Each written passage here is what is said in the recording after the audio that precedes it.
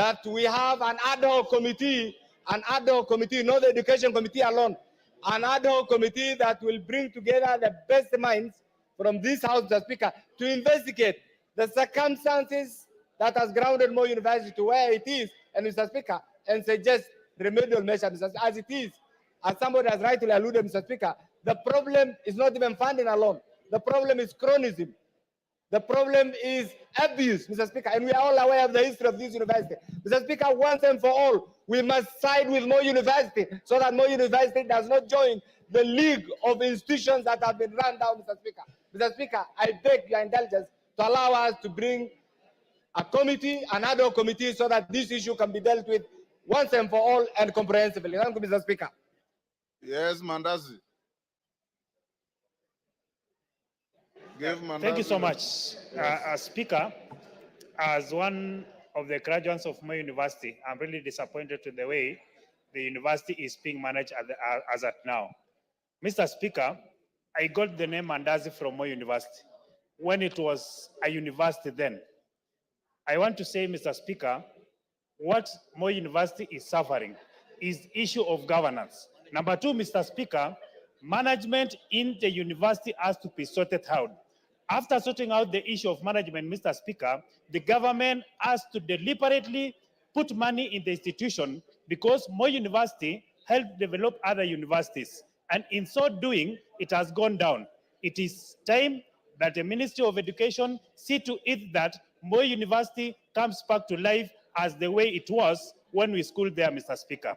Otherwise, I want to support that Moi University is taken back to where it was when we schooled there, and that is where I got the name Mandazi, because I was selling Mandazi to other university students, including Majority Leader from the Senate, including the Honorable Cecilia Ngitit. That is where I got Mandazi, and then it was a school, it was a university, and students who graduated from Moi University, including myself, were respected then. Today, it is not a university like it was before. It is time that East House considers putting money into the same university so it can develop and be a university that was before. Thank you, Speaker. Honorable members, Chairman Meli, what you have attempted to say on Moi University is not only inadequate but unacceptable to the House. As you can see, what your colleagues are saying. This House will be sitting up to the afternoon. At 2:30, you must bring information from the ministry when this university is opening. At 2:30. Adequate or inadequate, you must tell the House when this university is opening.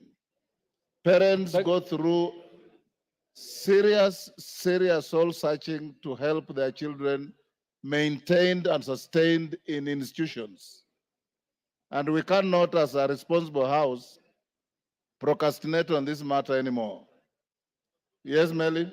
Mr. Speaker, I do agree with you wholeheartedly, and even the issues raised by members. But when a ministry official or a PS gives a two-paragraph statement on such a serious matter, it is actually belittling the House.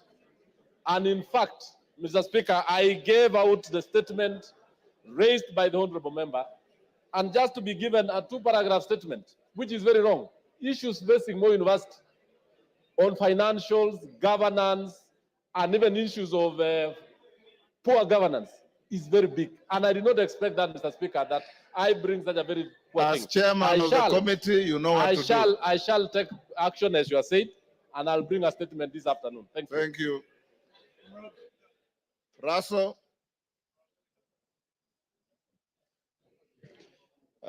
Thank you very much, Honorable Speaker. Honorable Speaker, the statement that was raised yesterday by Honorable Chonga from the floor of the House, there is enough evidence that what the Honorable member raised, the county commissioner, the DCCs, all of them are aware. And indeed, that family, because they don't have enough, the man who had the resources had to throw them out of that land So it has been confirmed to that extent. Is Chonga in the house? Is Ken Chonga in the house? That was his statement, right? Yes. So for that reason, Honorable Speaker, the task that you gave me is that the county commissioner and the DCC are going to sit this morning, and they are going to deliberate on this matter as far as removal of that family from their land is concerned. But what they have also confirmed, the matter is in court. What everybody was wondering is how the family was thrown out of their homestead. So for that reason, the ministry and the county commissioner is seized of that matter. And in the next 1-2 days, they are going to give us feedback that the family is restored back to their homestead. That is what we have gathered so far, Honorable Speaker, but we'll also not leave it to that, we'll follow it up. Thank you, Honorable Speaker. Honorable Ken Chonga is not in the house, so we'll leave it there. Yes, Chairman. I know my very able chair had actually made the preliminary report on the same, but I've just got the information or the report from the ministry that the report can be even ready as this afternoon. Yes. You'll deliver a statement in the afternoon? Yes. Excellent.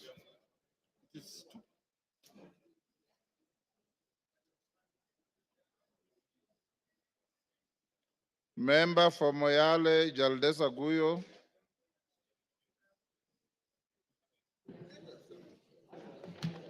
Thank you, Mr. Speaker.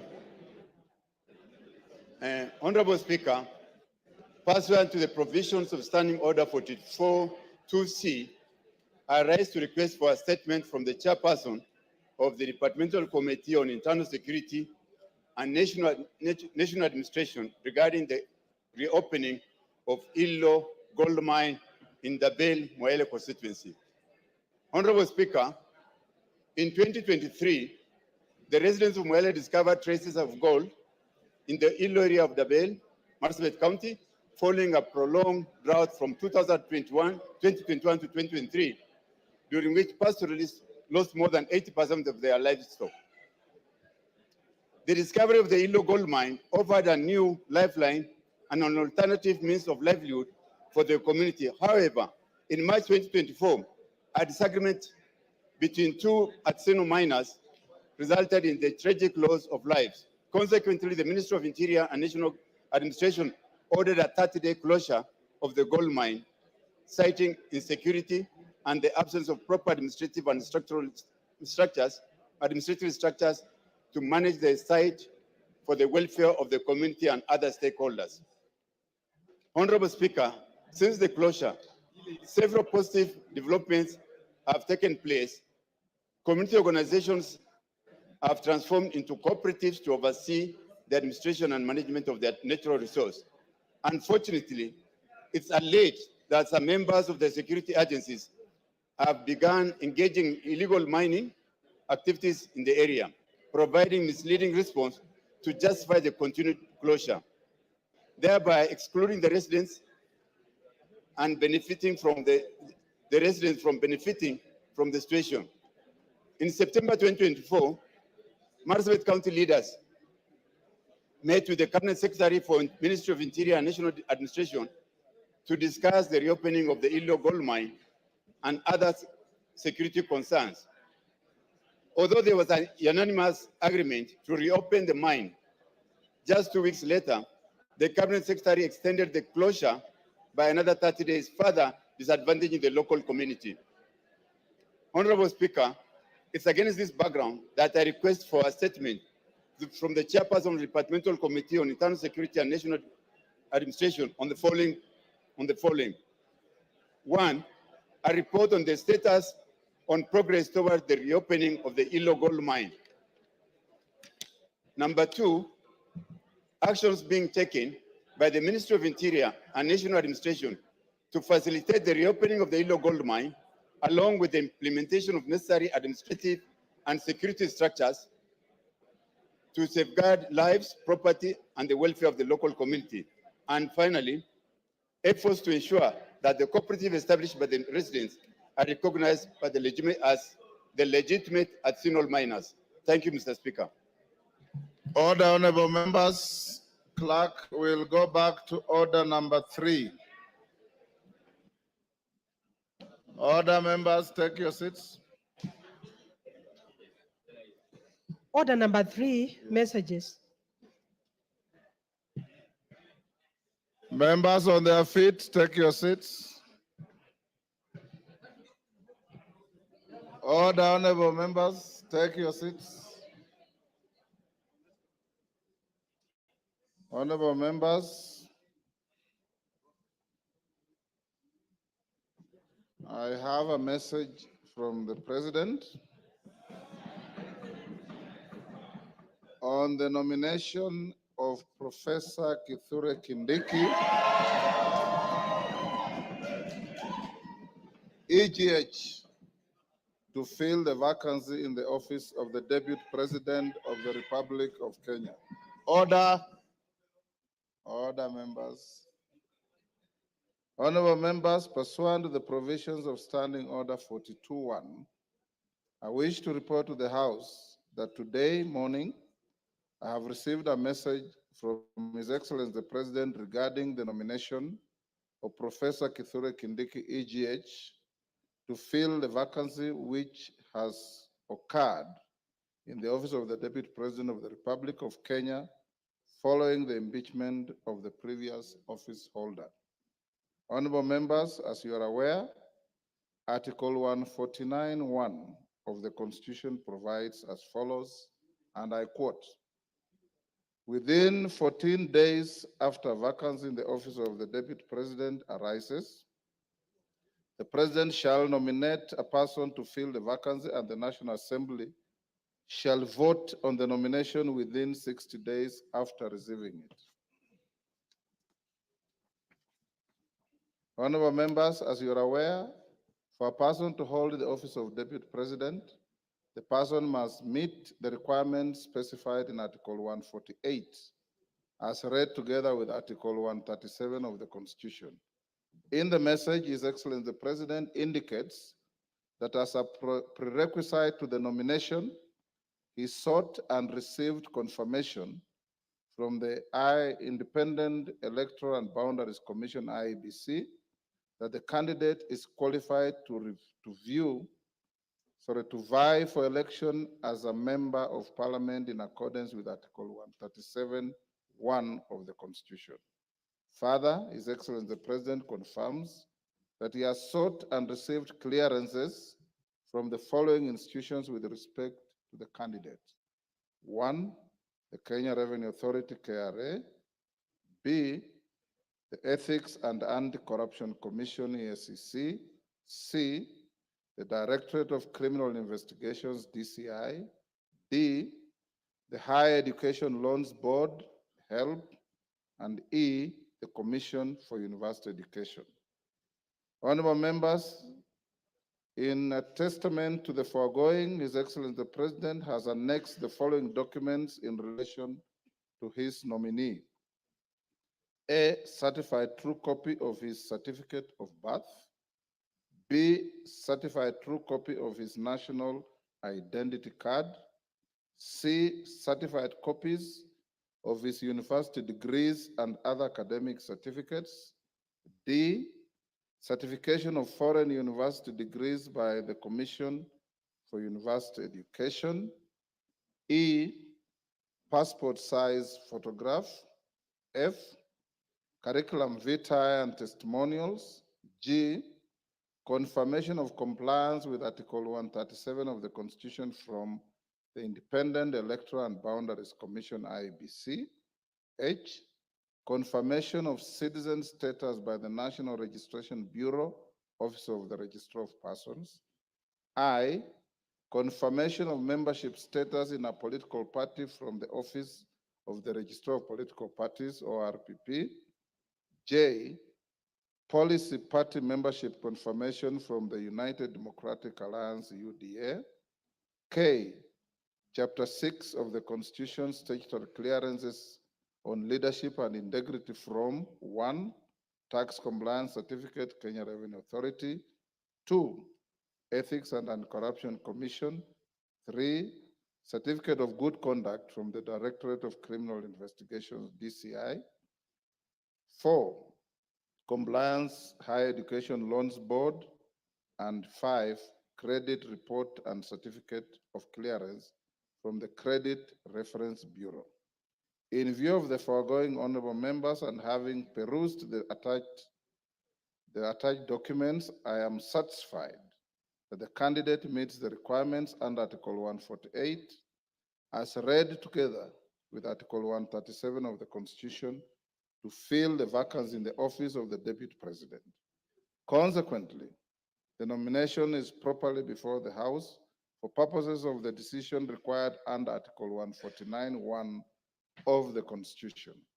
Honorable members, Article 149(1) of the Constitution suggests that states that upon receipt of a nomination of a person to fill a vacancy in the office of the Deputy President of the Republic of Kenya, the House is required to vote on the nomination. Considering that the House is scheduled to proceed on recess at the rise of the House this afternoon, I'll convene a meeting of the House Business Committee immediately hereafter to deliberate on the next steps to be taken by the House. Thereafter, I will guide the House on the decision of the House Business Committee, and the House is accordingly guided. I thank you.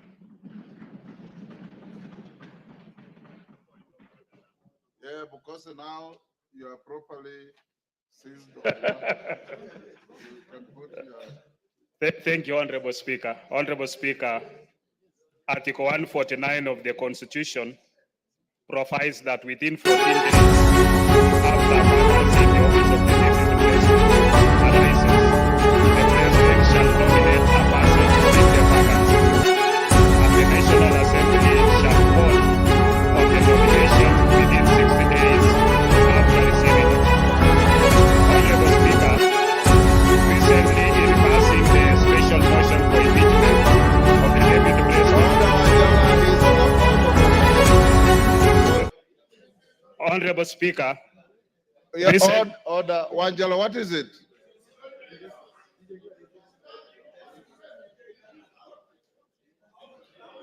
Order, Honorable Shinali. Order, Honorable Shinali, will you be upstanding? You are not properly dressed. You go and dress in a proper manner and come back. Who else? Honorable Zair.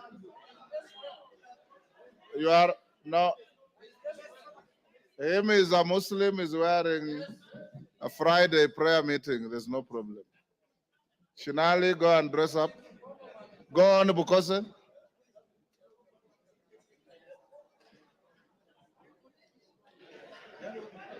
Honorable Speaker, recently in passing the special motion for impeachment of the Deputy President, you guided us that we required at least 2/3, that is 233 members, of us being 2/3 of the House to pass the motion.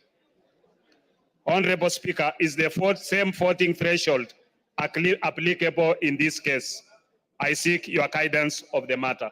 Thank you, Honorable Speaker. Thank you. Honorable Nyikal.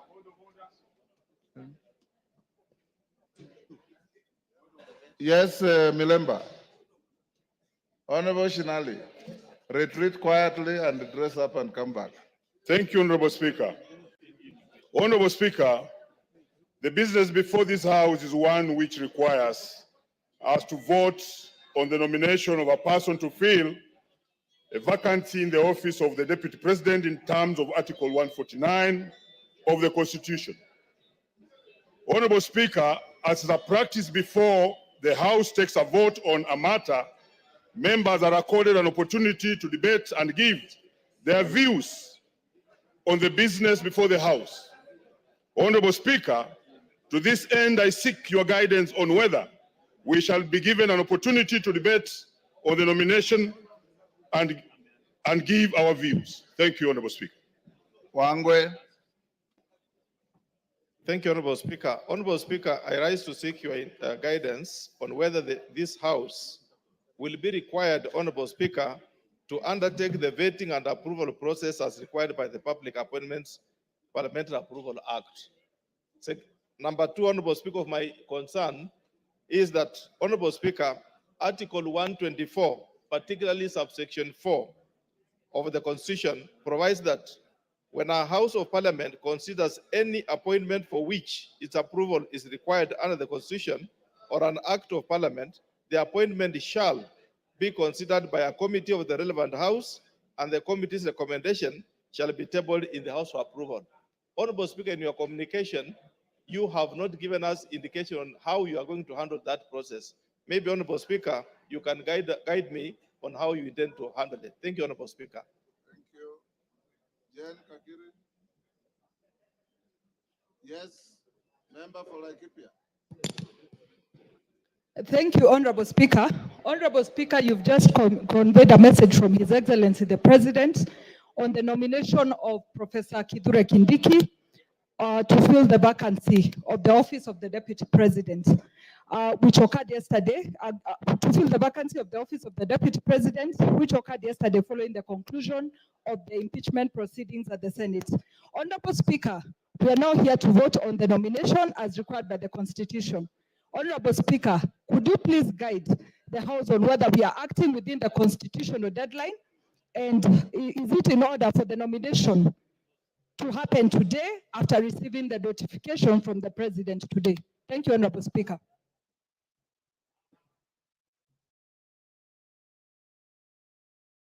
With those clarifications sought by members after the House Business Committee meeting, honorable members, I will now require the Deputy Speaker to come to the chair and carry on with the proceedings. Members of the House Business Committee, move to room 9 for a meeting, whereafter we will resume the proceedings of the House. And I'll guide the issues raised by Honorable Pukose, Jen Kakiri, Wangwe, and Omboko Milemba at the next resumption. Yes, what's your point of order, Honorable?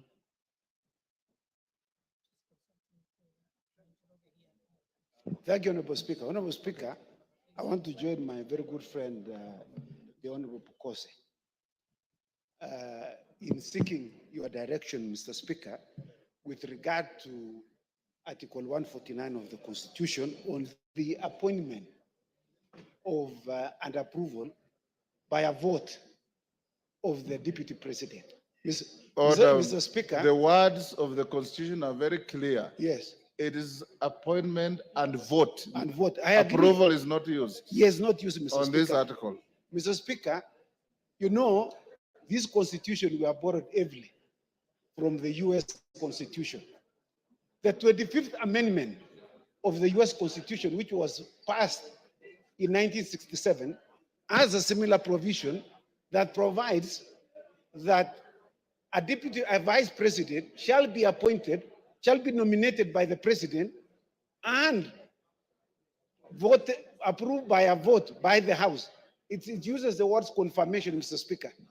Previously in the United States, Mr. Speaker, before the 25th Amendment, there was no similar provision. In fact, there was in the past, before 1967, there was a cumulative of 37 years when there was no vice president, when one either passed away or one was appointed as became the president. And so, Mr. Speaker, we would like you to express yourself with regard to this issue. What is the threshold? On the removal of the deputy president is 2/3. So is the approval or by vote of the deputy president 2/3? Because it's not provided in the Constitution. Honorable Chepkonga. Yes. If you are paying attention, you are saying exactly what Bukose said. Oh, I'd And walked you are out. sitting next to him. No, I walked out, Mr. Speaker. Yes. I walked out. So Word for word. What you are asking me to say. yeah, he has stolen from me, Mr. Oh. Speaker. Yes. Yes, Wamboka. DK, if you want to catch the speaker's eye, there's no provision for you to stand up. You sit and I'll give you. Yes, Wamboka, member for Bumula. Honorable Speaker, as you are aware, Article 118 of the Constitution requires this House to facilitate public participation in its legislative and other business of the House. Honorable Speaker, the issue of public participation is a sensitive matter which has often attracted debate and court challenges.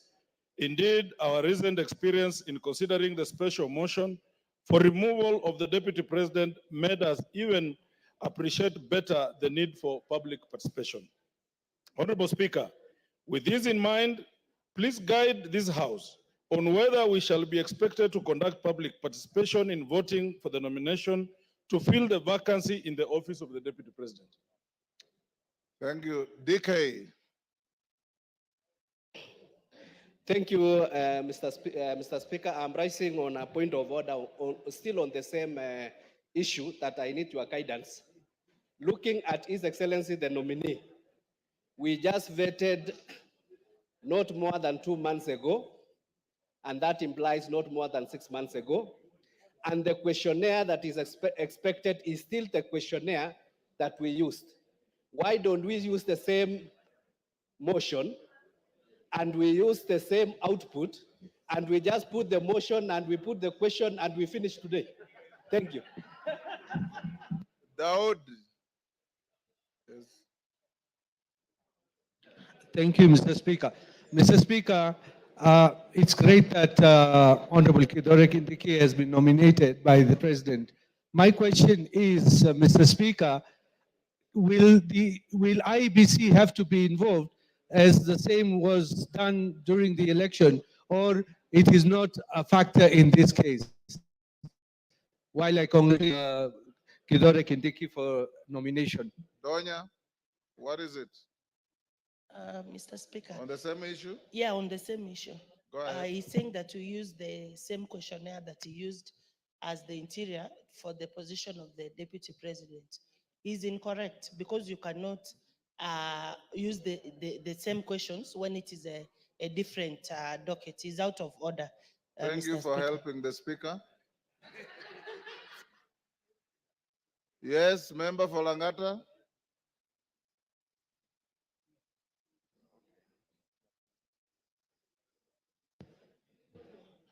Yes. Thank you, Mr. Speaker.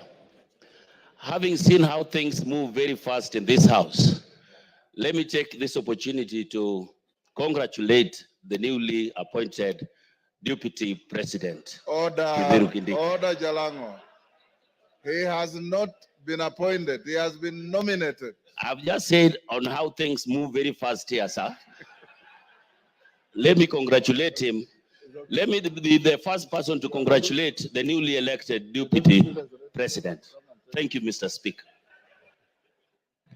You can come now. Eh? No, come and take the seat. Yes. Honorable members, we'll end this here. I'll make some reasoned direction on those issues raised. I will now ask all members of the House Business Committee, Kainan and your team, to move to room 9 for a meeting. And the Deputy Speaker will go on with the statements. I had not given direction on the member for Moyale's statement. It's committed to the committee responsible and to bring a response in 2 weeks.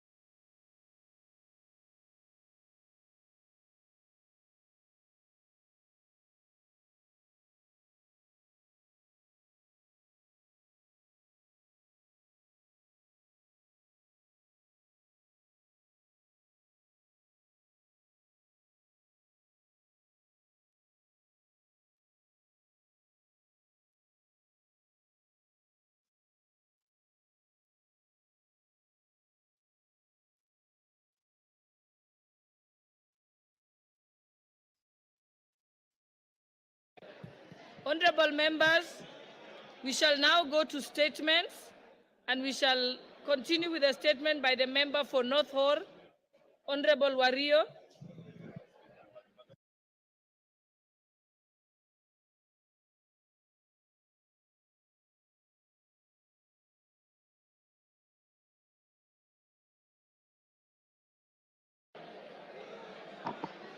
Thank you, Honorable Speaker.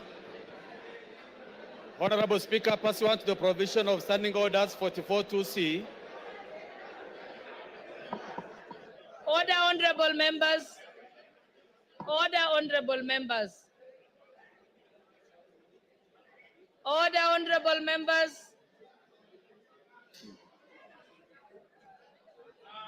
Order, honorable members.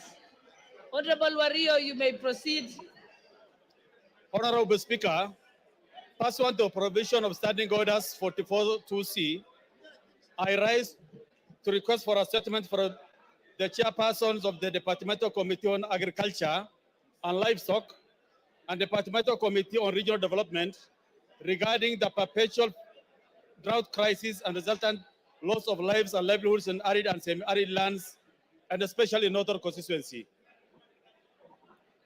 Honorable Speaker, Northern Kenya is largely arid and semi-arid lands, and as a result, it is highly susceptible to the vagaries of climate change and climate-induced disasters. During the recent drought, there were several lives lost due to unmitigated droughts and persistent famine in the region. Furthermore, the ASAL regions lost an estimated 2.6 million livestock, which the NDMA estimated to be worth 226 billion. It is worth noting that Northern constituency, spanning 39,000 square kilometers, 1.5 times size of Rwanda, is the largest constituency in Kenya and optimizes the challenges faced by the northern region. This area, highly susceptible to climate change and climate-induced disasters, has recently witnessed devastating losses. Communities lost over 90% of their livestock. Malnutrition rates rose to 3 times the global average. Thousands of the children drop out of school. Even with the recent normal rains, the population in North Or still faces life-threatening food crisis, with minimal and intermittent government support through relief foods. Despite the availability of vast land as the main factor of production and the ability to predict these weather conditions and with the use of ICT-based technology, the government interventions have largely been reactive and short-term, perpetuating cycle of dependency. Honorable Speaker, the Northern Kenya Development Plan is a sustainable plan to cushion communities in the region from the adverse effects of the climate change and climate-induced disasters. Unfortunately, this plan is yet to be implemented to transition pastoralists and victims of climate disasters from dependency of relief food to long-term and sustainable livelihoods and food security interventions. Honorable Speaker, it is against this backdrop that I request a statement from the chairperson of the Departmental Committee on Agriculture and Livestock and Regional Development on the following. 1, plans on how the government intends to leverage on demonstrated capacity for transformative projects in technology, water, and large-scale infrastructure projects to prioritize food security and enhance dignity of the population in North Or and the ASALs of Northern Kenya. B, an explanation on why the government allocates substantial resources for relief food annually, but minimal or no resources for specific, smart, measurable, and realistic food security programs in the ASAL of Kenya. A comprehensive report on all food security and drought resilience projects with its corresponding budgets by both government and donor-funded projects that have been implemented or are ongoing in Northern constituency and the ASALs of Northern Kenya. Reasons why ASAL regions of Kenya remain vulnerable to climate change effects despite numerous national plans, including a report on the implementation status of the Northern Kenya Development Plan. Finally, a detailed analysis of the audited impacts of initiatives aimed at cushioning Kenyans from the effects of the climate change, with the specific attention to northern region, including timelines for implementation of sustainable solutions. Thank you, Honorable Speaker.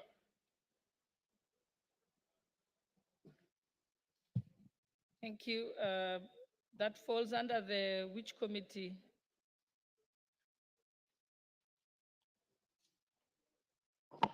Environment?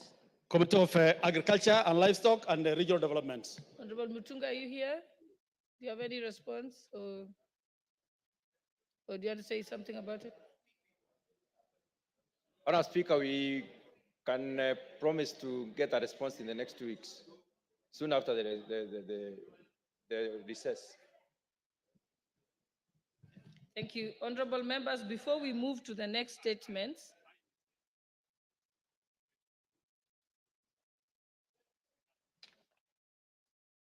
yes, I will come to the questions.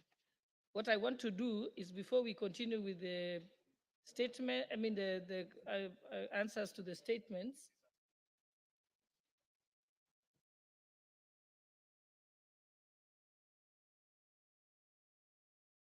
I will give you the opportunity. We'll go back to we're going to go to the statement. So you'll have an opportunity, Honorable Pukose. But before we proceed with the statements, allow me to reorder the order paper. And we will go to order number 8 to put the question, and also order number 9, and then we can go back to statements. So, honorable members. Oh, yeah, read out. Order number 8, the Community Health Workers Bill, National Assembly Bills number 33 of 2022, second reading, question to be put. Honorable members, I now put the question that the Community Health Workers Bill, National Assembly Bill number 53 of 2022 be read a second time. Will as many as of that opinion say aye? Aye. Will as many as of the contrary opinion say nay? The ayes have it. Next order.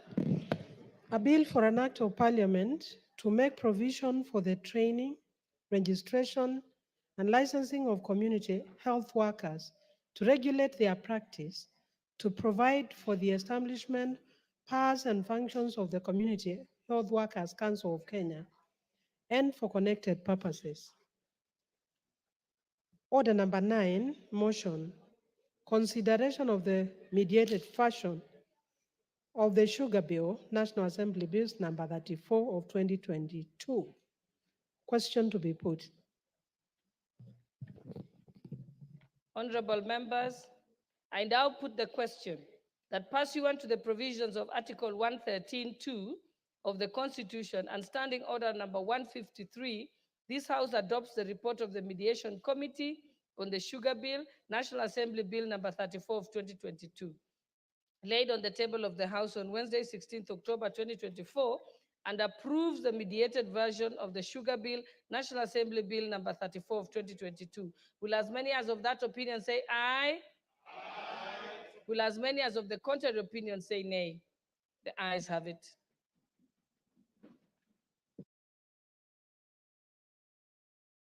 So, honorable members, we go back to statements, and I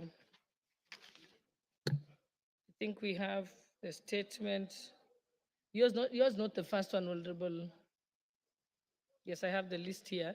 I think we are starting with the one for Honorable Bernard Kitur, MP for Nandi Hills. I think it was supposed to be answered by the Administration Internal Security Committee. Is Honorable Kitur? Yeah, Honorable Speaker, pursuant to Standing Order 44(2)C, I rise to request for a statement from the chairperson of the Departmental Committee on Administration, Internal Affairs, regarding the kidnapping and torture of Mr. Pascalis Kosgei. Honorable Speaker, on the 15th July 2024, Mr. Pascalis Kosgei of ID number 26289458, the chairman of the Nandi Hills Border Association, was kidnapped in Kerengwet village, Nandi Hills constituency. He was tortured for 6 hours before being dumped unconscious and naked in a tea plantation miles away from his home. This incident occurred on the same day he led a major demonstration alongside other area leaders against multinational tea estates, demanding increased employment for locals and a reduction in the use of tea plucking machines. Prior to his abduction, Mr. Kosgei reported that he received numerous calls regarding his whereabouts, including from a senior DCI officer recently transferred from Nandi Hills. His kidnapping sparked significant outrage within the constituency and was reported at Nandi Hills Police Station under the occurrence book number 39/15/7/2024. Honorable Speaker, it is important to note that Kenya is a signatory to the International Convention for the Protection of All Persons from Enforced Disappearance. However, the country has yet to ratify this crucial agreement, which would be instrumental in addressing violation of human rights and ensuring accountability for victims and their families. Honorable Speaker, it is against this background that I seek for a statement from the chairperson of the Departmental Committee on Administration and National Security. And in the statement, the chairperson should address the following. 1, status of the investigation on the kidnapping and torture of Mr. Pascalis Kimurgor Kosgei. 2, any steps the government is taking to stop abductions, enforced disappearances and killings in the country. And 3, when the ministry will forward to Parliament the International Convention for the Protection of All Persons from Enforced Disappearance for ratification. I thank you, Honorable Speaker. Chairperson for the Administration and Internal Security, Honorable Ruto, you are speaking on behalf of the chair. You may proceed. Thank you, Madam Speaker. Madam Speaker, what honorable colleague from Nandi Hills has raised is fundamental. It is about human rights and protection of lives and sanctity of life, which is enshrined in our Constitution. Madam Speaker, we'll need 2 weeks after the recess to respond. Thank you, Honorable Speaker. Thank you. I think it's one thing I addressed with some of the committees. Even though we are going to recess, if you dispatch the letter now or during the recess, then you can have a response by the time we come back from recess, because the executive is not on recess. So I think you adjust it that way. Thank you. Next, we have a statement, a request for a statement by the Honorable Christopher Aseka, member for Kiswero. Thank you, Madam Speaker. Honorable Speaker, pursuant to the provisions of Standing Order 44.2c, I rise to request for a statement from the chairperson of the Departmental Committee on Administration and National Security regarding scrapping the application fees for issuance of identity cards. Honorable Speaker, every Kenyan is entitled to issuance of a national identification card upon attainment of a maturity age of 18 years. Possession of this ID card is especially critical in facilitating Kenyans' youth to access basic services such as university and college funding, employment opportunity, recruitment to disciplined forces, and enrollment for financial services such as M-Pesa and banking. Sadly, Honorable Speaker, the government requirement for payment of a mandatory application fee of 300 Kenya shillings is hindering many teenage first-time applicants from acquiring national identity cards.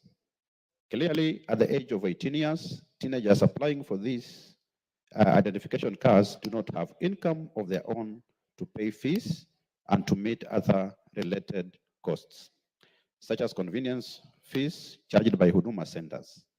Additionally, teenagers who do not have parents or guardians to pay for the application fees, for them to pay to apply for identification cards due to the cost implications. As a result, most young people are not only delayed from timely access to opportunities requiring ID cards, but also the enjoyment of the inherent identity as citizens of Kenya. Honorable Speaker, it is against this background that I request for a statement from the chairperson of the Departmental Committee on Administration and National Security on the following. Clarification on the justification for levying and application fee of 300 Kenya shillings for issuance of national identity cards for first-time teenagers applicants who do not have their own income. And two, the action being taken to immediately scrap the application fee for the first-time teenage applicants in order to remove the prohibitive financial obligation and hinders them from obtaining the critical document. I thank you, Honorable Speaker. Thank you, Honorable Russo. Yes, proceed. You want to respond to him? Give them a timeline. Thank you, Madam Speaker. Madam Speaker, I think that issue is a hot issue in the country because if youngsters don't have anything, they live with their parents and they are told to get an ID card, they must pay for it. I think it's something that we have not yet reached that stage, even as a country. Yes, in developed countries, youngsters start working from as early as 15 years, and they have some income.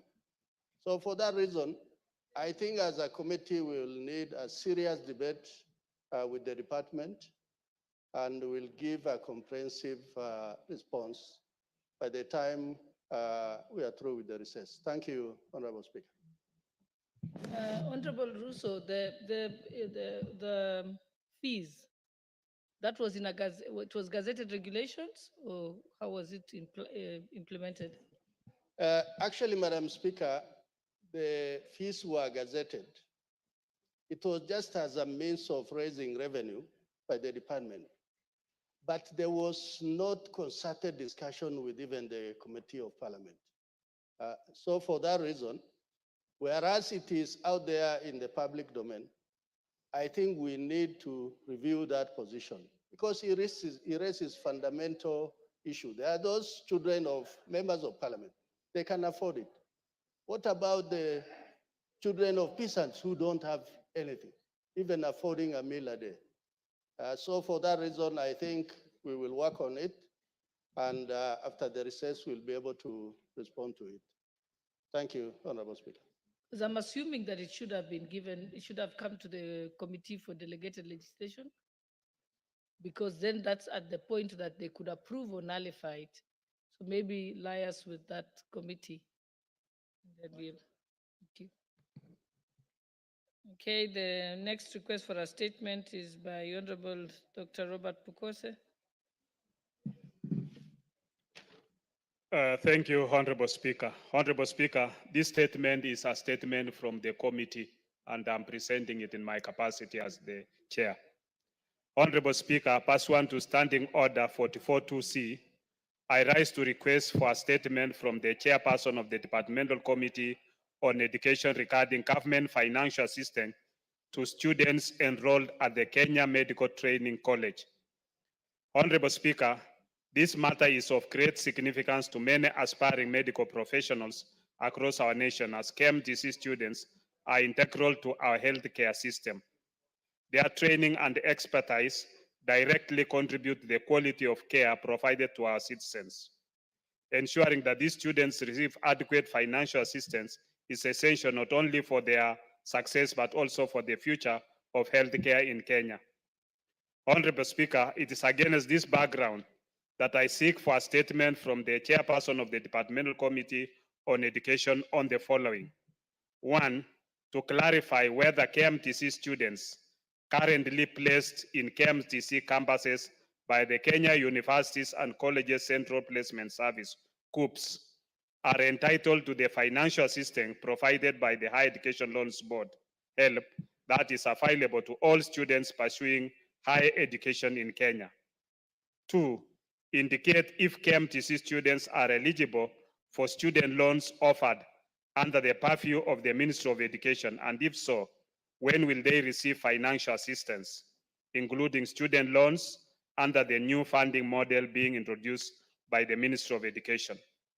Three, state whether the Ministry of Education continues to allow the Ministry of Health through KMTC to collaborate with the Higher Education Loans Board in dispersing students' loans to students at medical training college as has been practiced previously.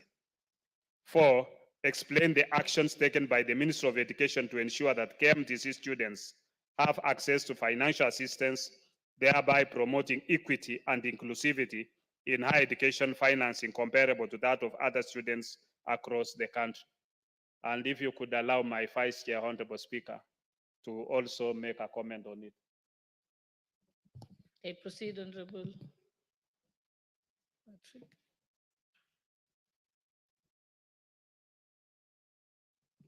Thank you, Speaker.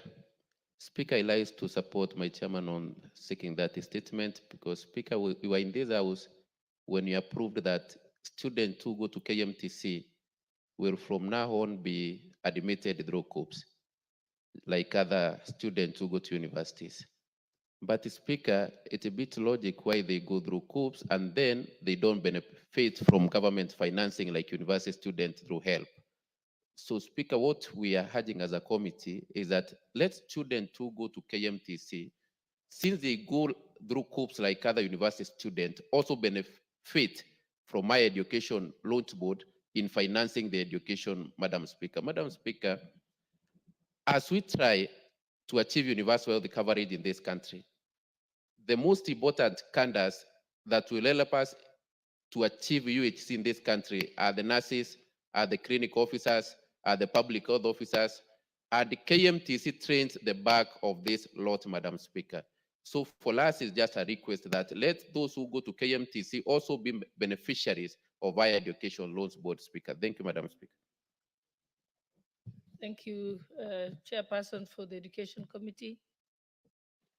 Thank you, Madam Speaker. Madam Speaker, I want to commend Honorable Dr. Bukose, the chair, and the members who have raised this particular issue. It's a very, very pertinent issue. And I think as the rule requires, mid-level colleges and universities, students in the Republic are supposed to get loans, scholarships through the Higher Education Loans Board and also University Funding Board.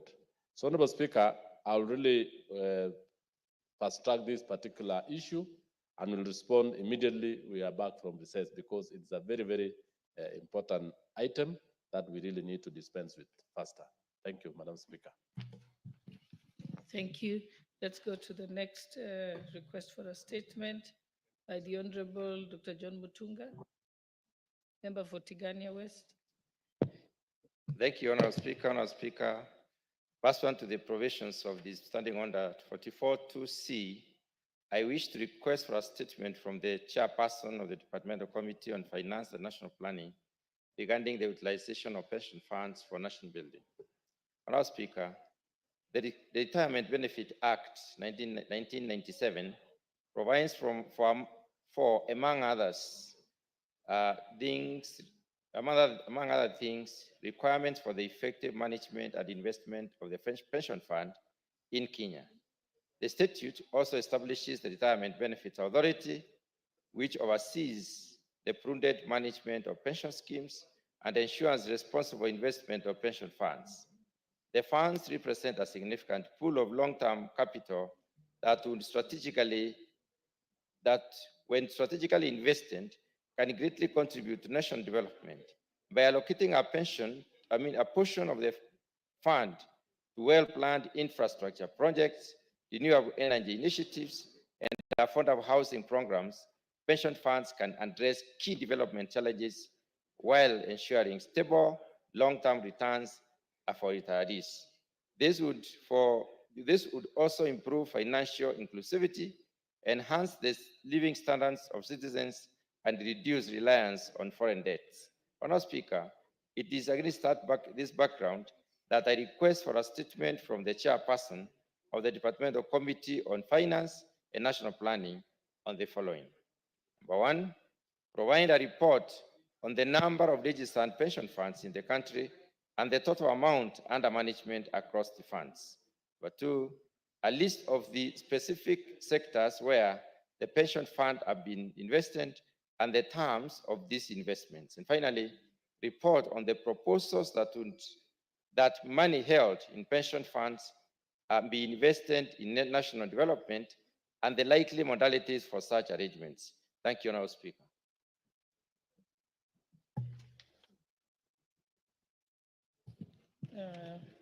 The chairperson for the Committee on Finance and National Planning, Honorable Kuria. Thank you, Honorable Speaker. Honorable Speaker, I want to thank the Honorable, my colleague, the Chair for Agriculture, Mutunga, for requesting for this statement. And I think the committee will endeavor to go far beyond the statement sought. Honorable Speaker, the savings, pension savings as a percent of GDP in Kenya is between 10 and 15%. And this is way lower than the global average of around 50 to 100%. And maybe one of the reasons why even we lag behind in terms of our pension savings as a percent of GDP compared to countries of equal GDP level, could be that we are not maybe investing these pension schemes as we should. And therefore, the Parliamentary Committee on Finance and National Planning will endeavor to meet the relevant authorities, including the Retirement Benefit Authority and all the other pension schemes, Honorable Speaker, and see how they're investing those monies, ensuring that even they're not just the savings are not just used for development of this country, but also, and most importantly, the savings are safeguarded so that when our pensioners get to retire, they are assured that they're going to get their pensions on time, and that they're going to grow the funds and make sure that they're used for the economic development in this country. So, Honorable Speaker, if you give us 2 weeks, we should be able to respond to the statement sought by the Honorable Mutunga. Thank you, Honorable Speaker. Okay, thank you. Next request for a statement is by the Honorable Paul Katana, member for Kaloleni.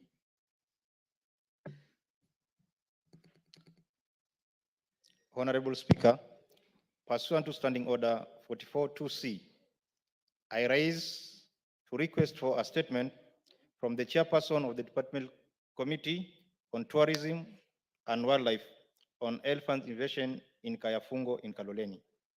Honorable Speaker, Kayafungo is a sacred Giriama shrine set within a natural forest filled with towering ancient trees.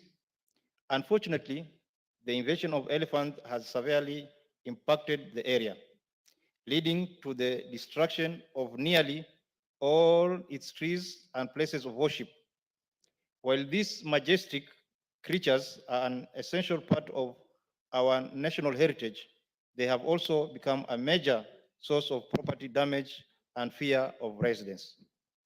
Honorable Speaker, it is against this background that I seek for a statement from the chairperson of the Departmental Committee on Tourism and Wildlife. In the statement, the chairperson should address the following. 1, immediate measures the ministry is instituting through the Kenya Wildlife Service to keep elephants away from Kayafungo and facilitate their return to their natural habitat. 2, plans by the ministry to compensate residents whose properties have been damaged by the elephants. 3, measures in place to restore the damaged Giriama shrine and its surrounding environment to its original state, as well as to protect it from future elephant invasion. Thank you, Madam Speaker. The chairperson for the Departmental Committee for Tourism and Wildlife. Oh, you're there? Okay, Honorable Muge. Honorable Chair, I'm not the chairperson, the said department or a member, but Honorable Speaker, I wanted to add my voice to the said matter. Honorable Speaker, I come from a county that has a lot of animals, especially monkeys. Honorable Speaker, this matter has to be accorded the attention it deserves. There's a whole belt in my county, Honorable Speaker, running through the valley, the Nandi, the Aldai, and the Tindred constituency. Honorable Speaker, those people hardly harvest anything because anything that they plant is eaten by the monkeys, Honorable Speaker. and these people, Honorable Speaker, are not getting the attention from the concerned authorities so that their crops and their plantations can be protected, or Honorable Speaker, they can be advised on what else to do that will not attract the animals to their farms and eat their foods and their crops, Honorable Speaker. So, Honorable Speaker, in support of the member who was asked for this statement, I add my voice that this particular department, Honorable Speaker, should be able to do a thorough audit and be able to map all the animals, Honorable Speaker, that are actually becoming a source of conflict between the humans and the animals, so that we can look for a way, Honorable Speaker, to safeguard those people, to make sure that their lives is ongoing and they are comfortable in their living, and the animals also, Honorable Speaker, are comfortable so that they can be able to have a better coexistence, Honorable Speaker. I thank you. Thank you. Is there a member of that committee in the House? Okay, then I think Honorable Wako, I think we'll task you to ensure that it goes to the relevant committee. And next we Well, have. Doctor. Thank you. Next we have another request for a statement. Honorable Wanjiku Muya, member for Kipipiri. Thank you, Honorable Speaker. Honorable Speaker, pursuant to the provision of Standing Order 44.2c, I rise to request for a statement from the chairperson of the Departmental Committee on Transport and Infrastructure regarding the unmarked bumps along flyover Jabini, Kipipiri, or Karau Nyahururu Road. Honorable Speaker, there are several concerns regarding the safety and well-being of both road users and the surrounding communities due to the erection of unmarked speed bumps along the flyover Jabini, Kipipiri, or Karau Road to motorists. The unmarked bumps on the Kenha Class A road pose a significant risk to motorists. The lack of clear signage, markings, and proper visibility has already resulted in several near-miss incidents and in some cases, accidents. The sudden appearance of this speed bump forces drivers to brake abruptly, increasing the likelihood to rear-end collision, particularly at night or in adverse weather conditions. Additionally, residents are worried about the heightened risk to pedestrians, especially school children, as vehicles may swerve unpredictably to avoid the unmarked bumps. Moreover, the damage to vehicles caused by sudden impact with these bumps has placed unnecessary financial burden on road users. Honorable Speaker, it is against this background that I request for statement from the chairperson of Departmental Committee on Transport and Infrastructure on the following. 1, plans to ensure that all bumps erected along the flyover, Jabini, Kipipiri, or Karau Nyahururu Road are clearly marked and proper signage provided. Action being taken for the, that is 2, action being taken for the provision of proper signage and reflective markers along the flyover Jabini, Kipipiri, or Kalau Nyahururu Road. And 3, a report on the exact timeline for marking the bumps and placing signage along the said road. I thank you, Honorable Speaker. And just in one sentence, I want to confirm, like Kipipiri, we have already lost so many souls in a very black spot called Jiret near Kariamu. Recently, we lost a principal from Kiabogo Secondary School, and we have lost many, and particularly near Kinagop, and I know the member will be speaking. The contractor who maintained this road, he maintained and go and leave the road as dangerous as such. Thank you, Honorable Speaker. Okay, Honorable Member for Kinangop. Thank you, Madam Speaker. I, in especially, want to thank my colleague who is a member of parliament for Kipipiri, because my neighbor. The road that has been mentioned passes through my constituency, fly over to Jambini, then to Kipipiri, all the way to Nyahururu. And that road, Madam Speaker, has become a death trap, simply because the bumps that are in that road are not marked. And Madam Speaker, we have raised this issue numerous times with the Kenya National Highways Authority, and nothing has been done so far.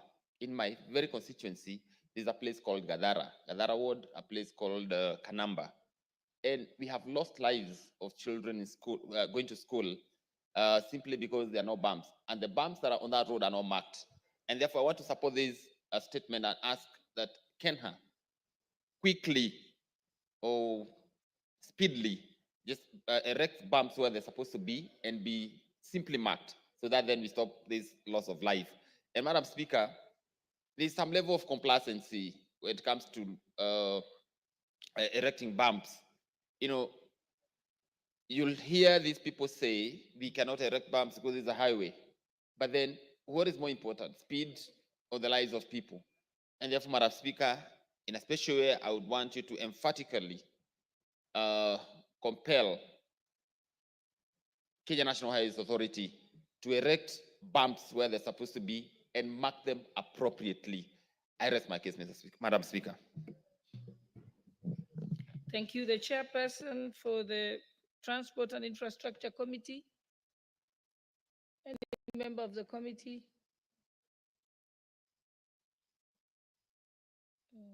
Okay, so I think Honorable Wako, again, we leave this one to you. Most obliged. Thank you.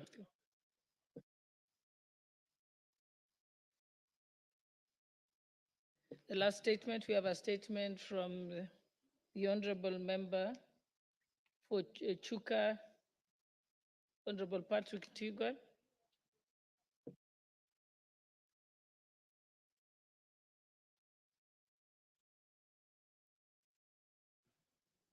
Thank you, Madam Speaker. Madam Speaker, I stand in this house today to pass my sincere condolences and mourn a colleague, a friend, a member of my constituency, Honorable Beatrice Nkadha-Nyaga. Honorable Beatrice Nkadha-Nyaga served in this house, Madam Speaker, in the 11th and 12th Parliament. She's a lady who served with dedication, a very hardworking woman.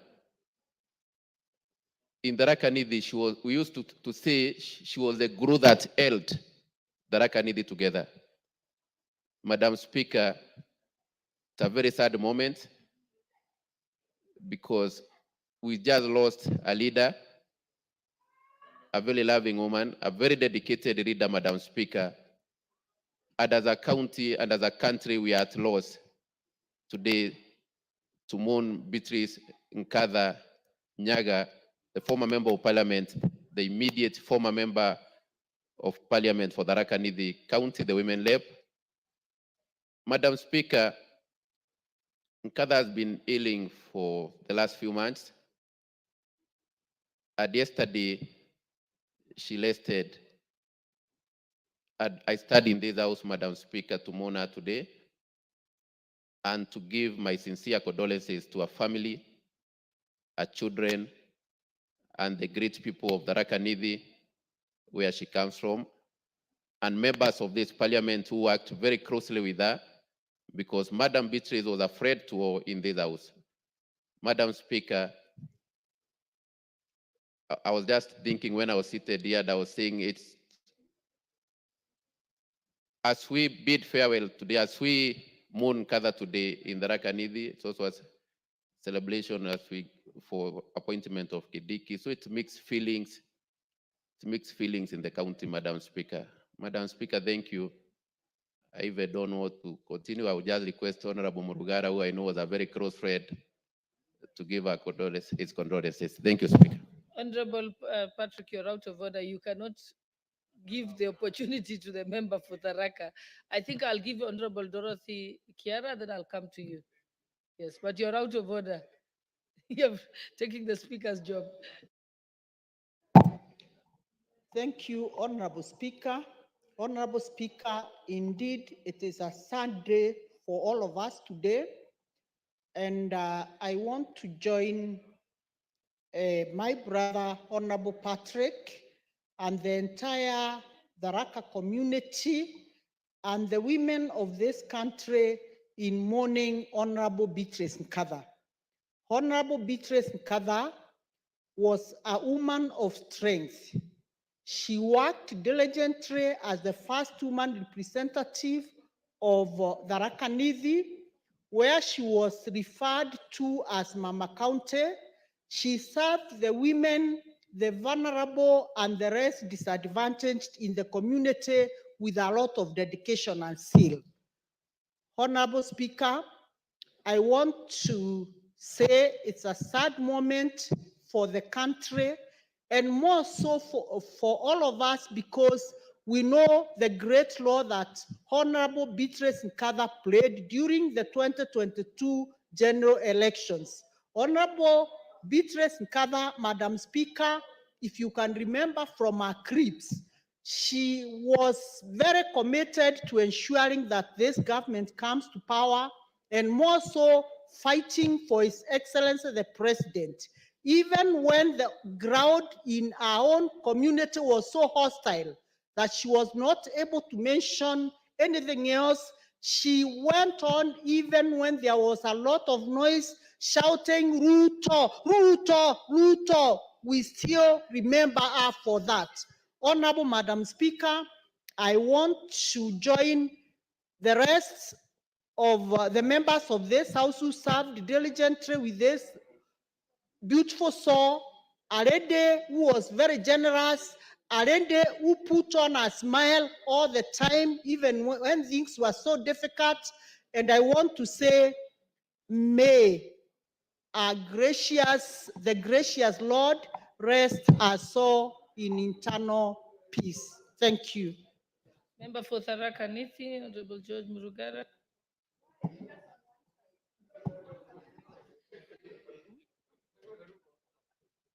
I will come to you. I'm just following the order of the names that came here. I can see Honorable Mishi Mboko is next. Yes. You're out of order, Honorable. Proceed, Honorable Member for Tharaka. Thank you. Thank you very much, Madam Speaker. Madam Speaker, allow me to join my colleague, neighbor and county of Tharaka Nithi, the Honorable Patrick Munene Ntwiga, who represents Chukaigamba Ng'ombe and is the local member of parliament for the late Honorable Beatrice Nkadha Nyaga. May I join him on behalf of the people of Tharaka constituency, Tharaka Nithi County, and all the well-wishers of the country as we relay our unreserved condolences to the family of the late Beatrice Nkadha. Madam Speaker, Honorable Beatrice Nkadha was a lady to behold. She served the county of Tharaka Nithi for 10 years without a blemish. We remember the lady Beatrice Nkadha with nostalgia, and especially as she was the unifying factor of that county, even when things appeared to go south. She spoke for all of us. She loved the county. She traversed that county with like a colossus, and they did not discriminate one constituency against another or one people against another people. She loved the children, the students, the elderly, the vulnerable, and she spoke for them without any reservation. Today, a dark cloud hangs over the county of Tharaka Nithi as we mourn this great lady. It also hangs over the country because Beatrice, especially towards the last general election, stood for the entire country. She was one of the most committed servants of the UDA party. She was one of the most loyal persons to His Excellency the President, Dr. William Samoei Ruto. And Dr. Ruto constantly remembered Beatrice and would always ask where she was, what she was doing, and eventually nominated her for the seat of CAS, Treasury in this republic. We never took that as light as it would appear, in spite of the fact that problems came up with that position of CS. Let me thank His Excellency for that, and also thank him today because he's wiping away our tears by nominating Professor Kithure Kindiki to be the Deputy President of the Republic of Kenya. Professor Kindiki does not belong to Tharaka Nithi, to Meru, or any other. He is a nationalist. He stands in for the entire country, and this is why this House has received that nomination with the zeal, happiness, and accolades as required. Madam Speaker, as I pen off, I have just also lost my mom, the late Lena Gashire Morugara, to whom I am the third born. She was elderly at 88. She has rested. I'm happy that all these members of parliament have actually wished me well and given their condolences to me. And for that, I do sincerely appreciate and thank all of you. Thank you very much. The Honorable Member for Likoni, Honorable Mishimboko.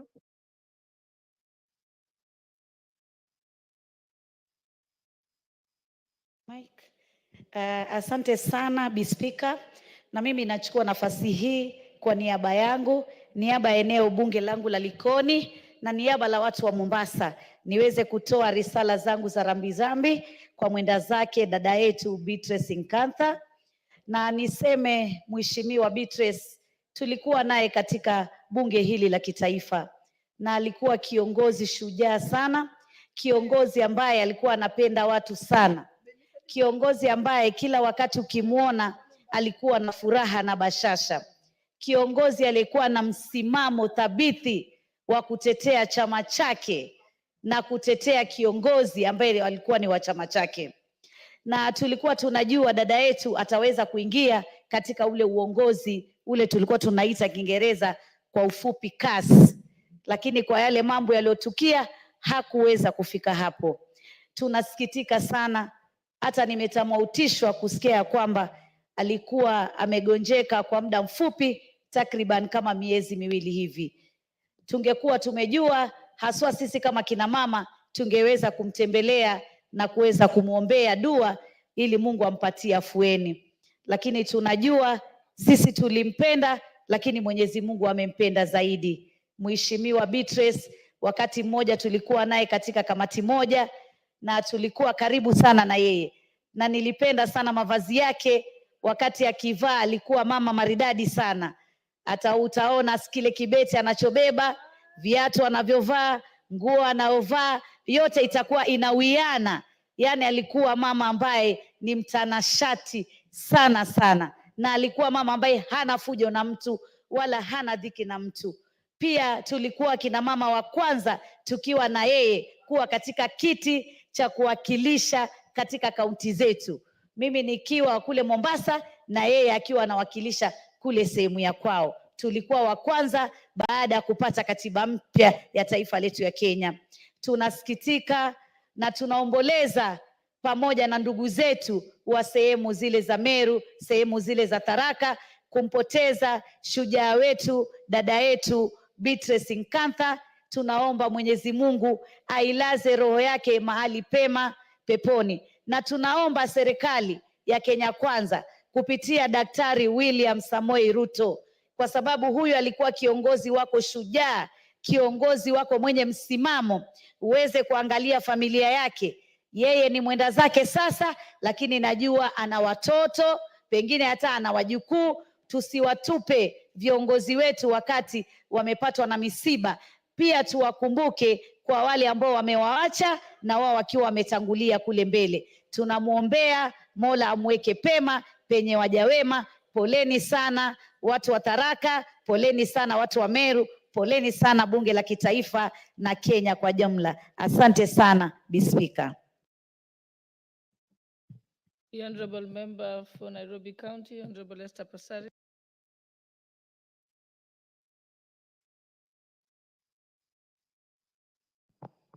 Thank you, Madam Speaker, for giving me this opportunity to speak. I want to extend condolences to the family of Beatrice Nkantha Nyaga, for myself and my family and the county of Nairobi. It is indeed a sad moment when you hear that somebody you knew has passed on. and with the nature of life, we served in the 12th Parliament together. We haven't seen her for a while, but I remember we met once during campaigns, and even if she was in UDA and I was in ODM, we still exchanged pleasantries like sisters. I met her again recently when she was appointed to become a CAS of Treasury, and she was very happy. And she was also very happy that I had made my second term. She was such a lovely human being. She was a beautiful soul. She had no inhibitions, and at the same time, she had no hard feelings for anyone. In politics, sometimes when you're in opposing parties, people always, you see that there's tension in the friendship. With her, the friendship was pure, sincere, and as a woman, she believed in the tribe of women, so we stood together. I would like to quote Shakespeare. We are all on the world stage, all as men and women, we're merrily players that are here, that exist, and we have entrances and we exist. So she has exited the stage, but she will not be forgotten. She has left her landmark. We say sorry to the people of Tharaka Nithi. We also say sorry to the people of Kenya, because as a legislator, you don't just serve your constituency or your county, you make decisions that impact and affect and serve all Kenyans. So as she has exited her stage, we also have seen that we have a nomination of the CS Kithure Kindiki as the incoming deputy president. And we say that the people of Tharaka Nithi have lost with one hand and received with another, but we also recognize that the CS Kindiki is a national figure. He has served in many offices, and he has also served as interior, so he knows that Kenya is one, and we wish him well in his nomination, and we wish this country the best. Condolences to the family. Thank you, Madam Speaker.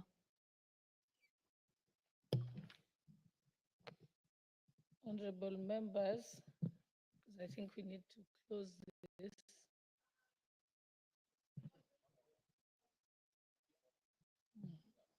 Yes, the honorable member for, yes, you may proceed.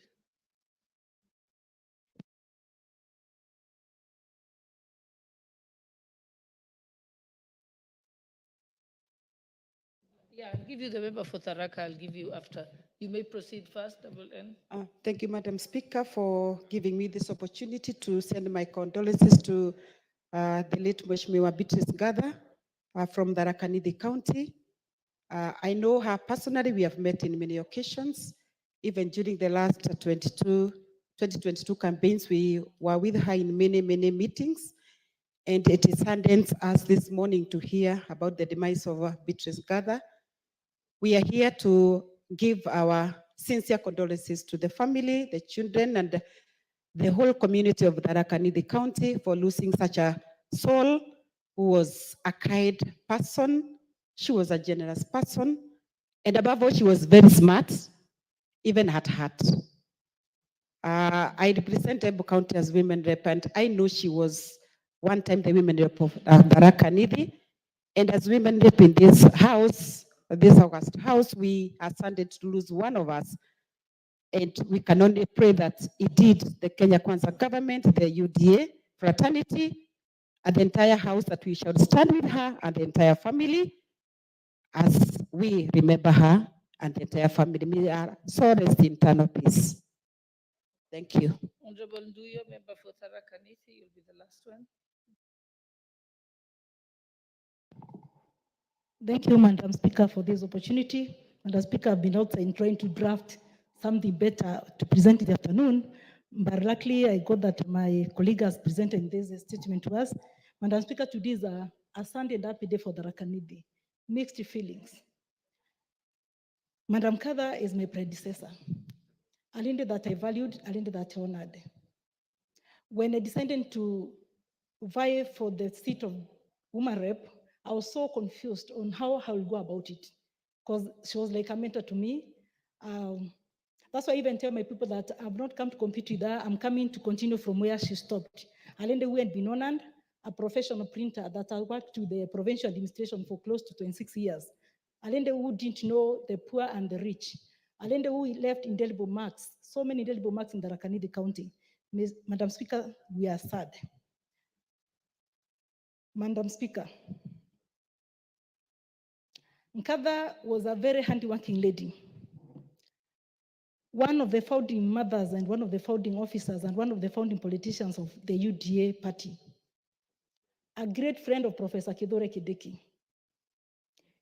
I expected her to be here today with us, to be the leading mother to celebrate this joy that is in Tharaka Nithi today. But unfortunately, Madam Nkadha is not there.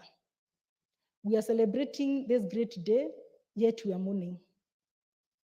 I've just talked to the son. It's so sad. But pray that God may give us peace, that God may comfort the people of Tharaka Nithi County, that God may comfort her family. We loved her. May her soul rest in eternal peace. Thank you. So, honorable members, let us rise and for a moment of silence in honor of our departed colleague, Honorable Beatrice Gathanganga.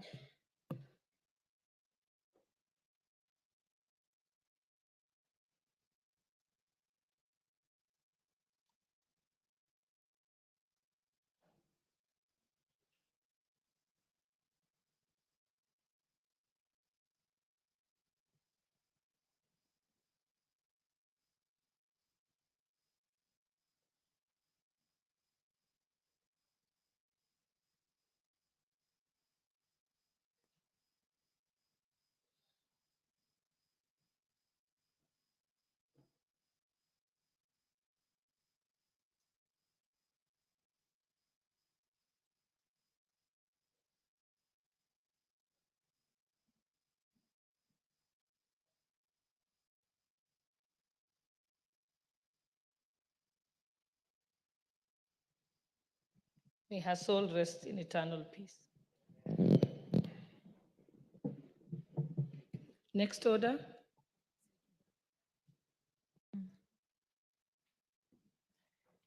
Order number 10, Committee of the Whole House.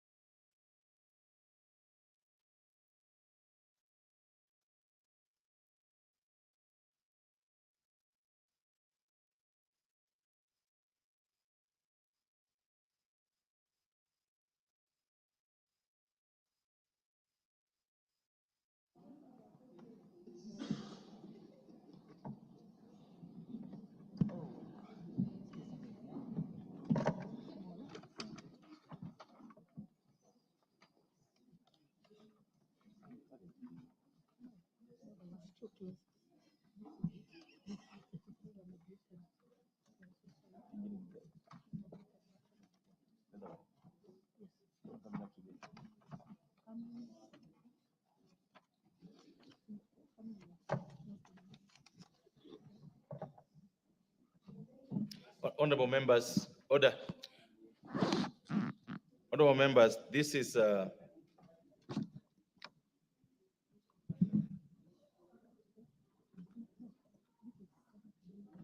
members, this is the committee of the whole house to consider the Senate amendments to the Food and Feed Safety Control Coordination Bill, National Assembly Bill number 21 of 2023. Members, this is a very short bill, 3 clauses. Just a request for your attention. What is the majority leader, majority whip?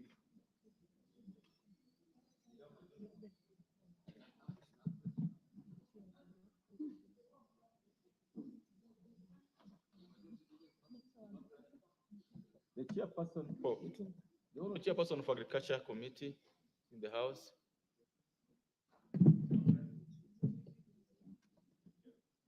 Are you holding brief? Are you holding brief for him? Yes, Oh, Chair. great. Oh, great. Thank you. So let's proceed then.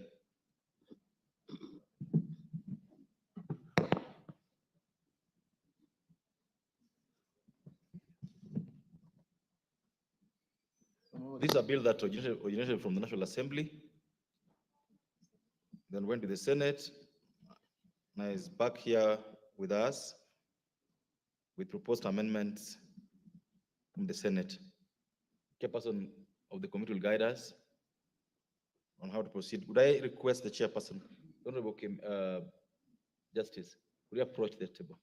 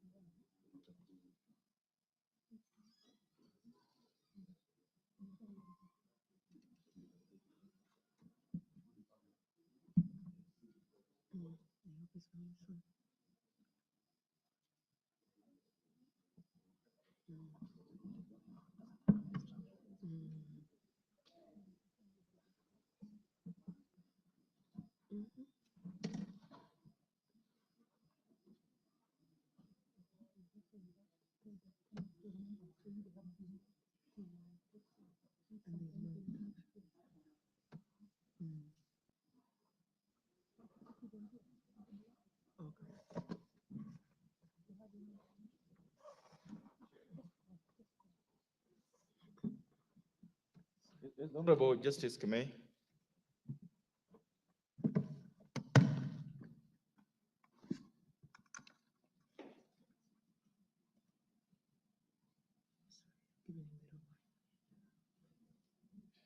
Chair, I think we are ready to proceed, Chair. And while the chairman is coming in, I should be able to stand in for him. Thank you, Chair.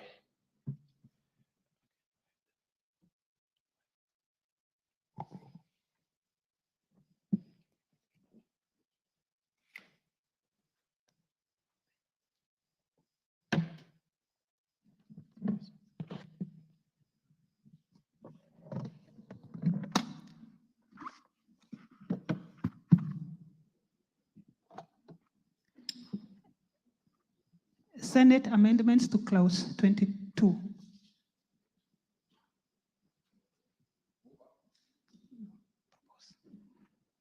Order, Chairperson. All members, I propose the question that the Senate amendments to clause 22 be now approved. Mover.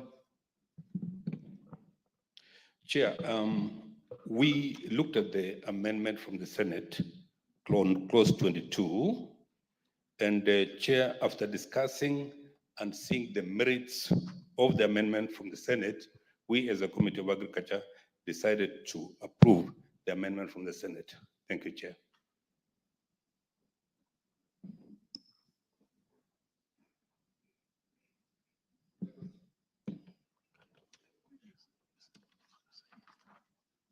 I would allow any interventions if there's any. Members, I now put the question.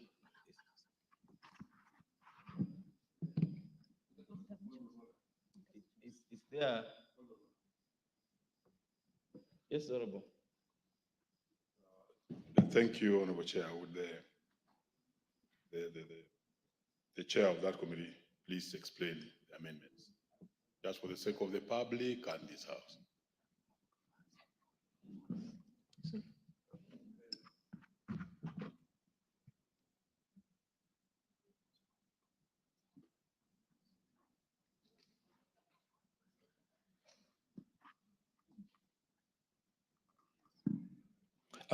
Thank you, Chair. Thank you, Chair. I want to give the explanation that in the bill, Chair, we had used the terminology conduct risk management, appearing immediately after the words the controller may, and substituting the words advise on the appropriate risk management measures.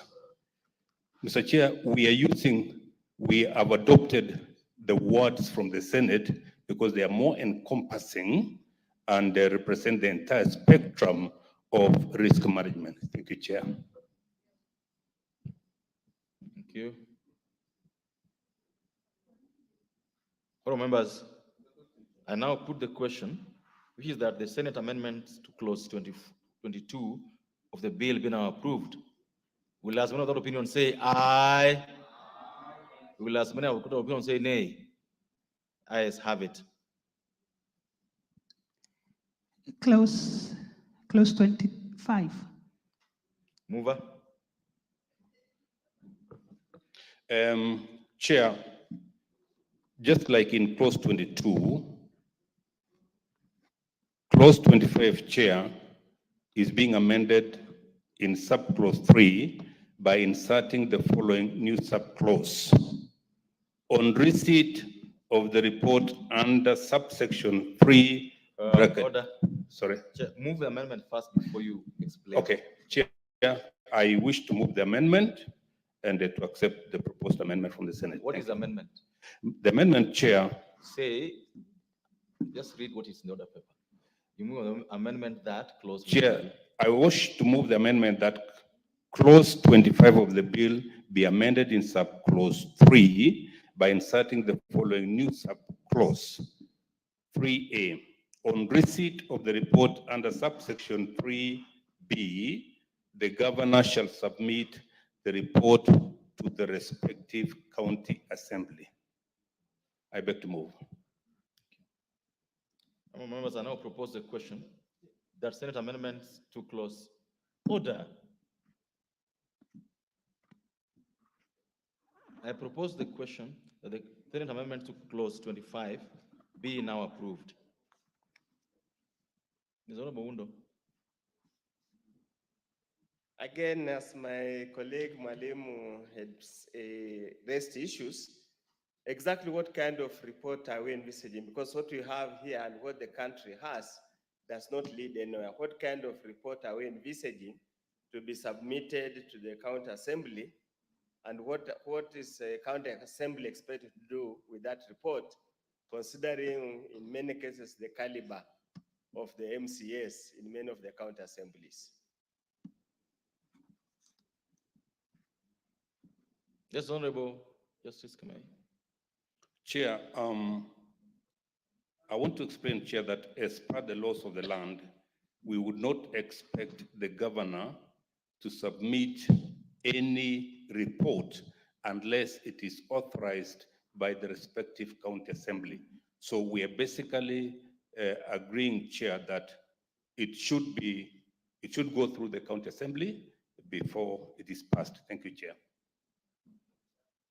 Honorable Tuku. Thank you, Chair. I wish to support this amendment for simple reason that members of county assembly are representatives of the people. And indeed, if any report emanates from whatever quarter, needs the approval, ratification, and approval by county assemblies, we are talking of a very important bill here, Food and Feeds Safety Control Coordination Bill. Chair, I come from an agricultural constituency where we do dairy farming, and we have so much of an unregulated feeds coming from manufacturers. And of course, we know the kind of infiltration that can happen within the circles of animal feeds. But now, after any investigation or, certification of feeds, this report is brought to the governor and he just approves. We'll be opening a highway maybe for corruption, for unscrupulousness, but with the approval of the assembly, who will have direct mandate from the people to oversight, then they'll have an opportunity to interrogate and even do visits and even involve certification bodies like KEBS to make sure, or Food and Drugs Authority, just to make sure that whatever feeds that are getting to our farmers are up to standards and in the best international standards. Therefore, Mr. Speaker, Chairman, I support this amendment. Thank you. Thank you. Members, I now put the question that the Senate amendments to clause 25 be now approved. Will, as many other opinions say aye? Will as many of opinions say nay? Ayes have it. Senate amendments to the first schedule. Mover. Chair, I wish to move that the first schedule be amended by inserting the following new items immediately after item number 3. Each county government department dealing with matters relating to agriculture, that is 3A, Chair, and then 3B, each county government department dealing with matters relating to health. Chair, we propose to reject this amendment because the moment we forward, Chair, issues to the county government, we will not be going down to various departments. We'll just be giving the matters to the county government, and then the county government will deal as per the authorization they have. Thank you, Chair. Members, I now propose the question that the Senate amendments to clause to the first schedule of the bill be now rejected.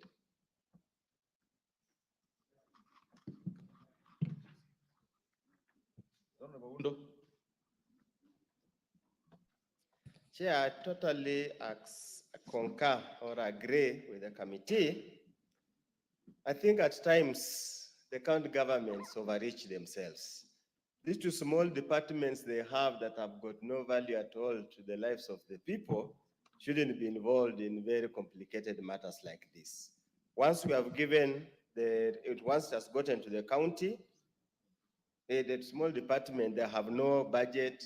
It's only their own employment bureaus that have got no technical ability to deal with this matter. I totally agree. We reject, but then we go back to mediation. I hope that's the only point of mediation. I wish you well that you'll be able to convince them to see the necessity to leave it the way it is. Thank you, Chair.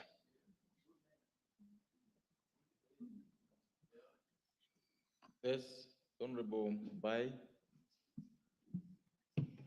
Honorable Chair, I wanted to add my voice on the proposal before we approve it. Chair, we know agriculture is the backbone of our country. And formerly, before devolution, whoever was in the country would tell there was some serious activities to do with agriculture on the fields. Officers who had been sent there, supporting farmers, having vehicles, having motorbikes. But today, Chair, after devolution, agriculture is not as much supported by the county governments the way the national government used to support agriculture before devolution. Chair, moving, if we take this direction for another 10, 20 years, this country may start borrowing unnecessary or foodstuffs, which we have never thought Kenya could run out of, especially beef. We can see the industry of livestock in agriculture is much affected. There are no extension officers. You find some counties with counties, I don't know which county up to this far has ever employed, a veterinary officer.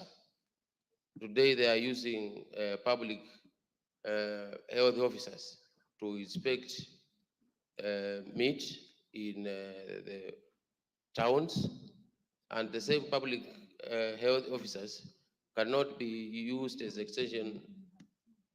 field extension officers for agricultural businesses. So, Chair, I would urge the counties to be more vigilant because they are carrying a very important role of feeding this country. And as we empower them, they should take up their role with strength. Thank you. Honorable Tuku. Thank you very much, Chair. I also want to support this amendment, but still give my voice, Chair, on the issue of feeds, because this is what we're trying to do in empowering the relevant county government departments dealing with matters relating to agriculture.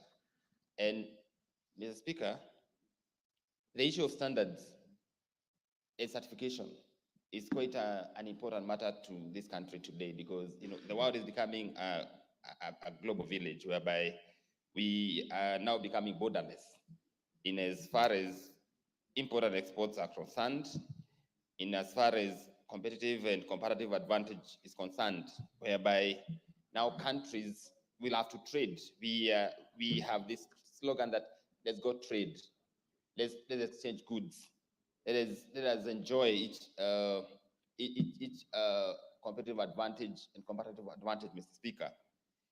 And setting the standards is what I would call panacea to what we want, where we want to go.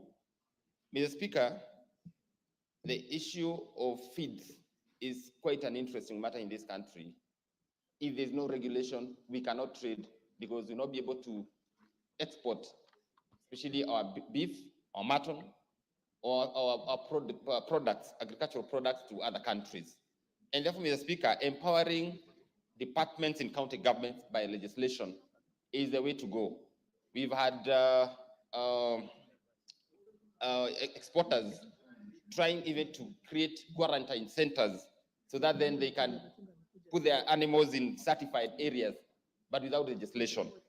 With this legislation, Mr. Speaker, then it means a farmer in Kinangop, a farmer somewhere in Kwale, a farmer somewhere in Kajiado can, without belaboring, be able to export their stuff without further certification. And therefore, Mr. Speaker, I support this amendment. Thank you, Mr. Speaker. Thank you. The Honorable Kemei, take your seat.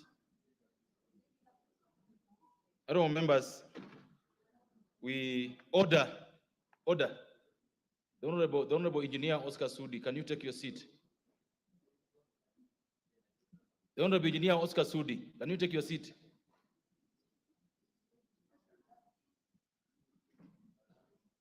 Oh, members, voting on this one, I have to guide this, that the committee is proposing rejection of the amendment. So those who go with the committee will vote nay. Those who go with Senate amendments will vote aye. Oh, this is well guided. Yes, Honorable Mbai.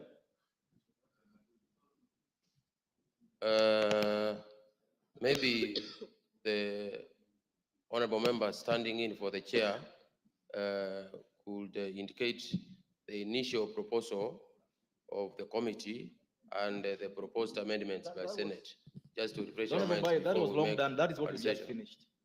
Just refreshing my order. Okay. That was just finished doing.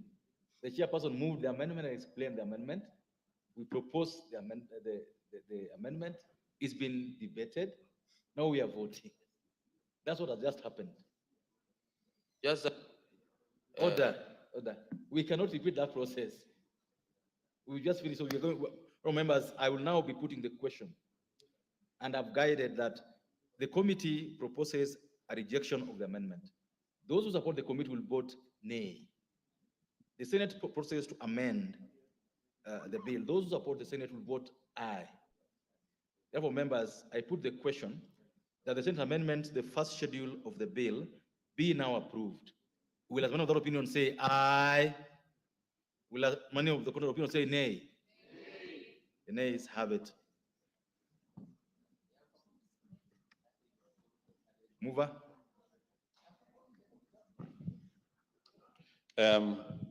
Thank you, Chair. Honorable Chairman, I beg to move that the committee do report to the House its consideration of the Senate amendments to the Food and Food Safety Control Bill, National Assembly Bill number 21 of 2023, and its approval thereof with amendments. Thank you. Thank you, honorable members. I therefore put the question, which is that the committee to report to the House is consideration of the Senate amendments to the Food and Feed Safety Control Bill, National Assembly Bill number 21 of 2023, and its approval thereof with amendments. Will, as one of the opinion, say aye? Will, as many of the counter opinion, say nay? The ayes have it.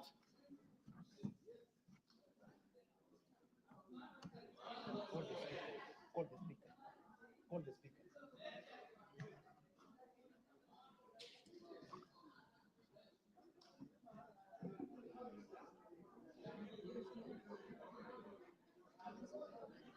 Honorable members, Mr. Speaker.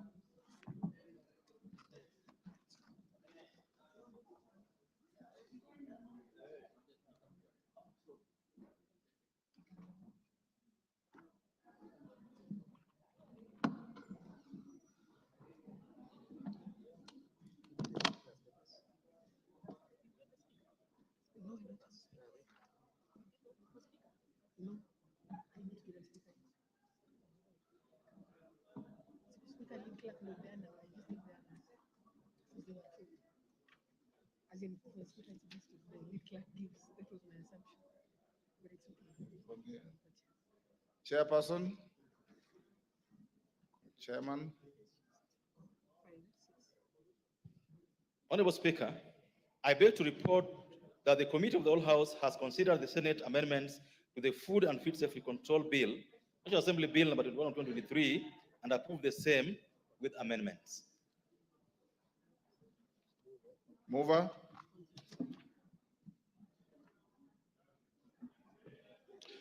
Honorable Speaker, I beg to move that the House do agree with the committee in the said report. I also request that Honorable Dr. Mutunga to second the motion for agreement with the report of the committee of the whole House. Thank you, Honorable Speaker. Dr. Mutunga. Honorable Speaker, I second. Honorable members on their feet, take the nearest seat.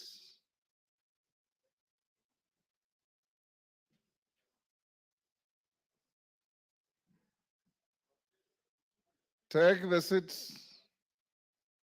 Bashir.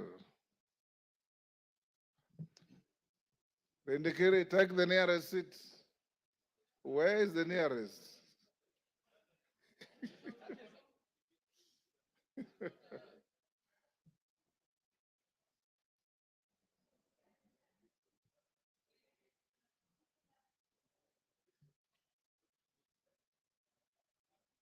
Order, take your seat.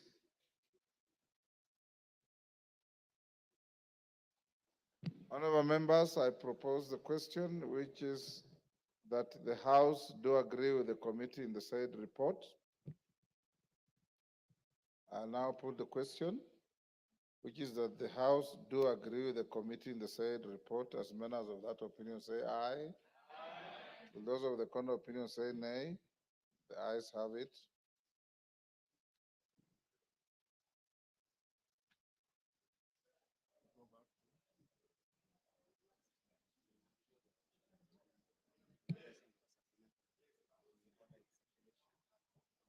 Honorable members, like I did indicate to you earlier,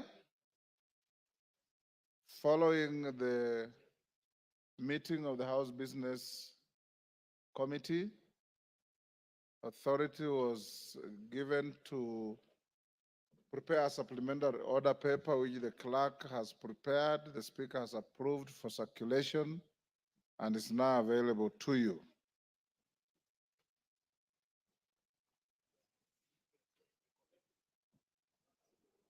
Clerk. So call it out. Okay, clerk. Order number 11, the Higher Education Loans Board Amendment Bill, National Assembly Bill number 58 of 2022, second reading.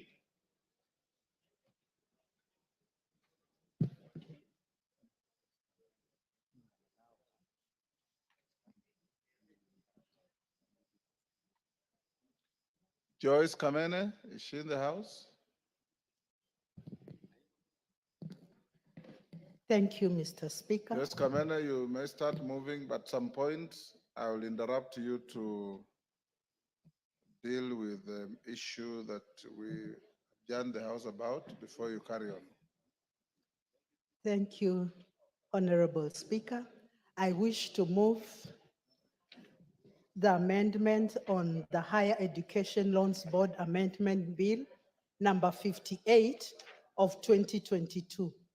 Honorable Speaker, the principal object of this bill is to amend the Higher Education Loans Board Act number 3 of 1995 to address a specific challenge faced by some of the young students, those who have not yet attained the age of 18 years and as such are ineligible to apply for higher education loans under the current legal framework.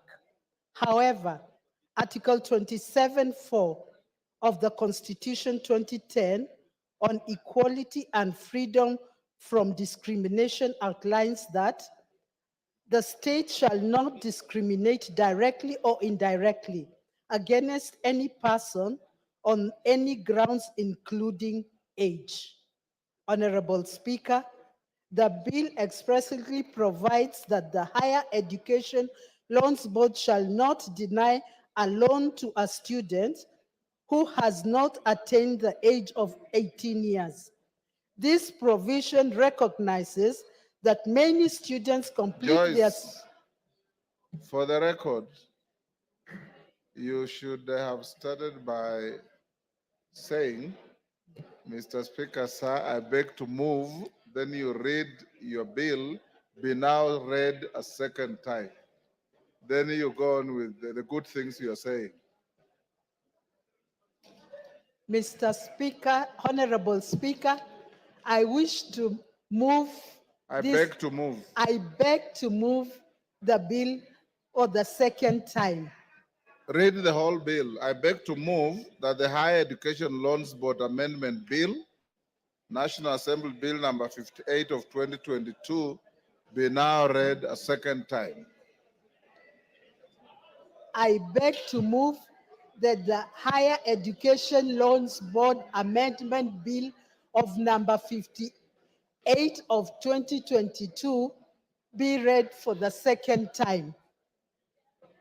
Honorable Speaker, the principal object of this bill is to amend the Higher Education Loans Board Act number 3 of 1995 to address a specific challenge faced by our young students, those who have not yet attained the age of 18 years, and as such are eligible to apply for higher education loans under the current legal framework. However, Article 27(4) of the Constitution 2010 on equality and freedom from discrimination outlines that the state shall not discriminate directly or indirectly against any person on any grounds, including age. Honorable Speaker, the bill expressly provides that the Higher Education Loans Board shall not deny a loan to a student who has not attained the age of 18 years. This provision recognizes that many students complete their secondary education early and deserve the same opportunities for financial support to their older peers. Honorable Speaker, the students under the age of 18, the bill introduces the requirement that their parents or guardians must be co-signatories to the loans agreement. This ensures that there is legal responsibility and accountability for the loan, protecting both the student and the board, while allowing access to loan for eligible students. Honorable Speaker, Article 43(1)(f) of the Constitution of Kenya on economic and social rights states that every person has a right to education. This guarantees every person the right to education. By removing age-related barriers to accessing higher education loans, the bill seeks to enhance this right, ensuring that all students, regardless to age, have an equal opportunity to access financing to their university education. Honorable Speaker, in addition, Vision 2030 and aims to transform Kenyans into income country by enhancing access to education and ensuring an educated workforce capable for driving economic development. By removing barriers for students under 18, the bill supports Vision 2030's goal for increasing access to higher education and producing a skilled, competitive workforce. Honorable Speaker, the amendment is also crucial in allowing students who have not yet received their national identification cards to still apply for higher education loans. This removes a significant barrier for many students and ensures that every eligible student can pursue higher education regardless to their age or ID status. Honorable Speaker, this bill ensures that all students, regardless to age, have equal access to financial resources. They do not need they need to further their education. It prevents an exclusion for young, bright students who may complete their studies earlier than expected. Honorable Speaker, it is worth noting that many students are excelling in their studies and completing secondary school before the age of 18 years. They should not be penalized for their academic success by being denied access to financial aid. This amendment will ensure that the system recognizes and supports their efforts. Honorable Speaker, moreover, the amendment strengthens HELB's mandate by adapting the policies to better service for changing educational landscape, ultimately enhancing the effectiveness and relevance of National Students Loans Program. Honorable Speaker, I conclude this amendment is essential in ensuring fairness and inclusivity in our education system. It addresses a long-standing gap and ensures that every deserving student, regardless to age, has access to financial support for their education. It may be said times without it has been said times without that education is an equalizer. I urge members of this House to support this bill and ensure swift passage for the benefit of our young students and the future of our education system. Honorable Speaker, I beg to move and request Honorable Ounda to second. Honorable. Oundo. Thank you. Order, Honorable Undo. Order, members. Honorable Undo, hold your horses. Okay. Take your seat. Order, honorable members. Honorable members will hold the bill at order number 11 that has been moved by the distinguished member from Machakos County. Honorable Kamene. Oundo, you'll second after we dispose of order number 12 on the supplementary order paper. Honorable members will proceed as follows. When order number 12 on the order paper, the supplementary order paper is read, the Speaker will give some short ruling on the points of order that were raised by several members this morning. Thereafter,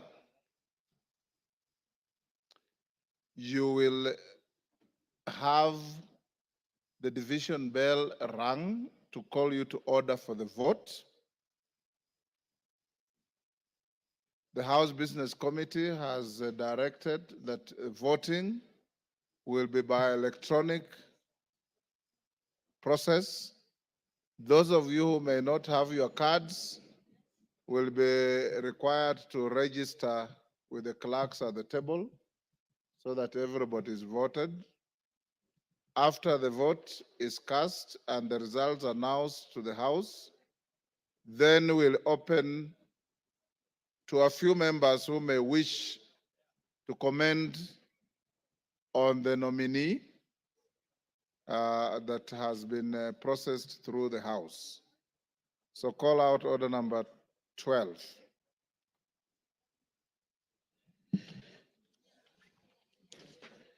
Order number 12, voting on the nomination of Professor Kithure Kindiki, EGH, to fill the vacancy in the office of the Deputy President of the Republic of Kenya.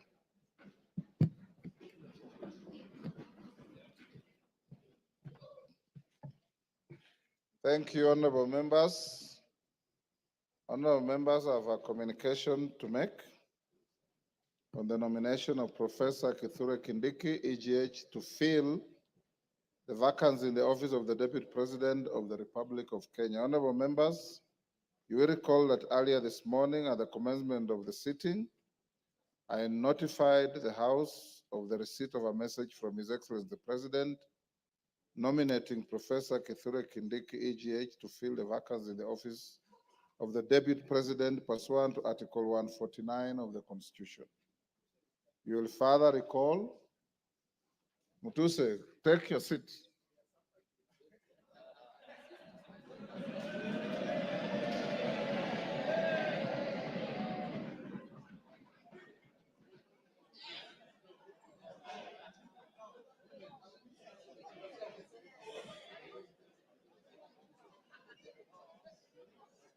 Gagusha, take a seat.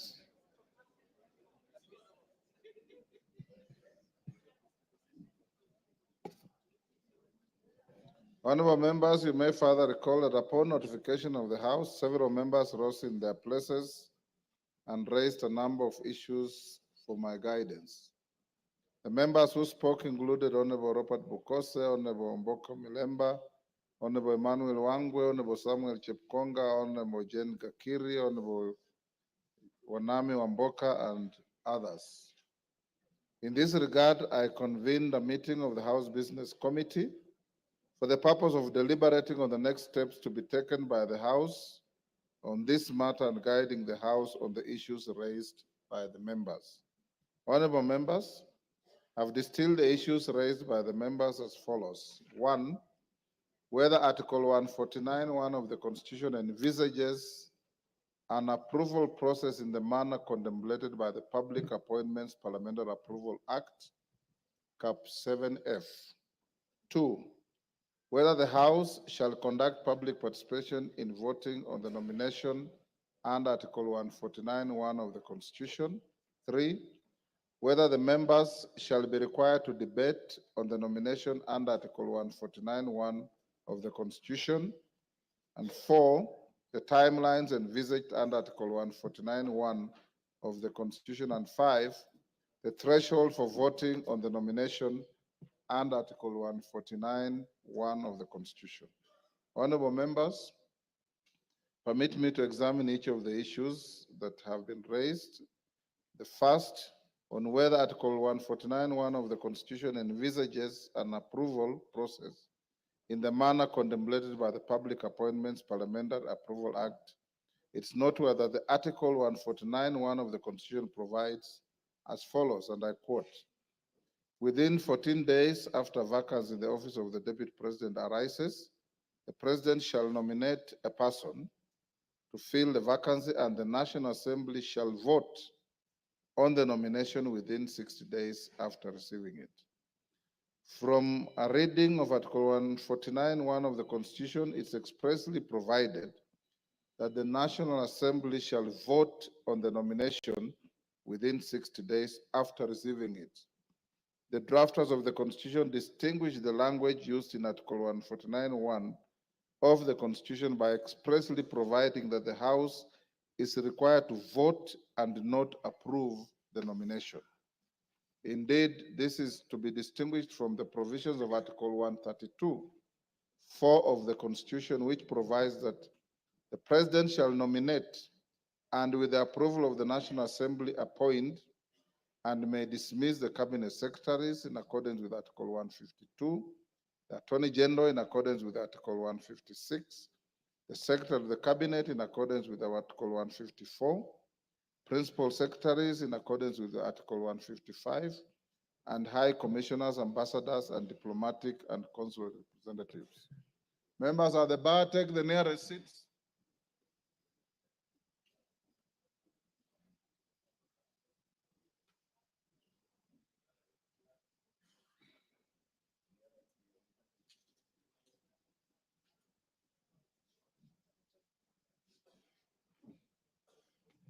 Honourable members, in this regard, for all the state officers that I have just highlighted, the House is required to approve their nomination by the President.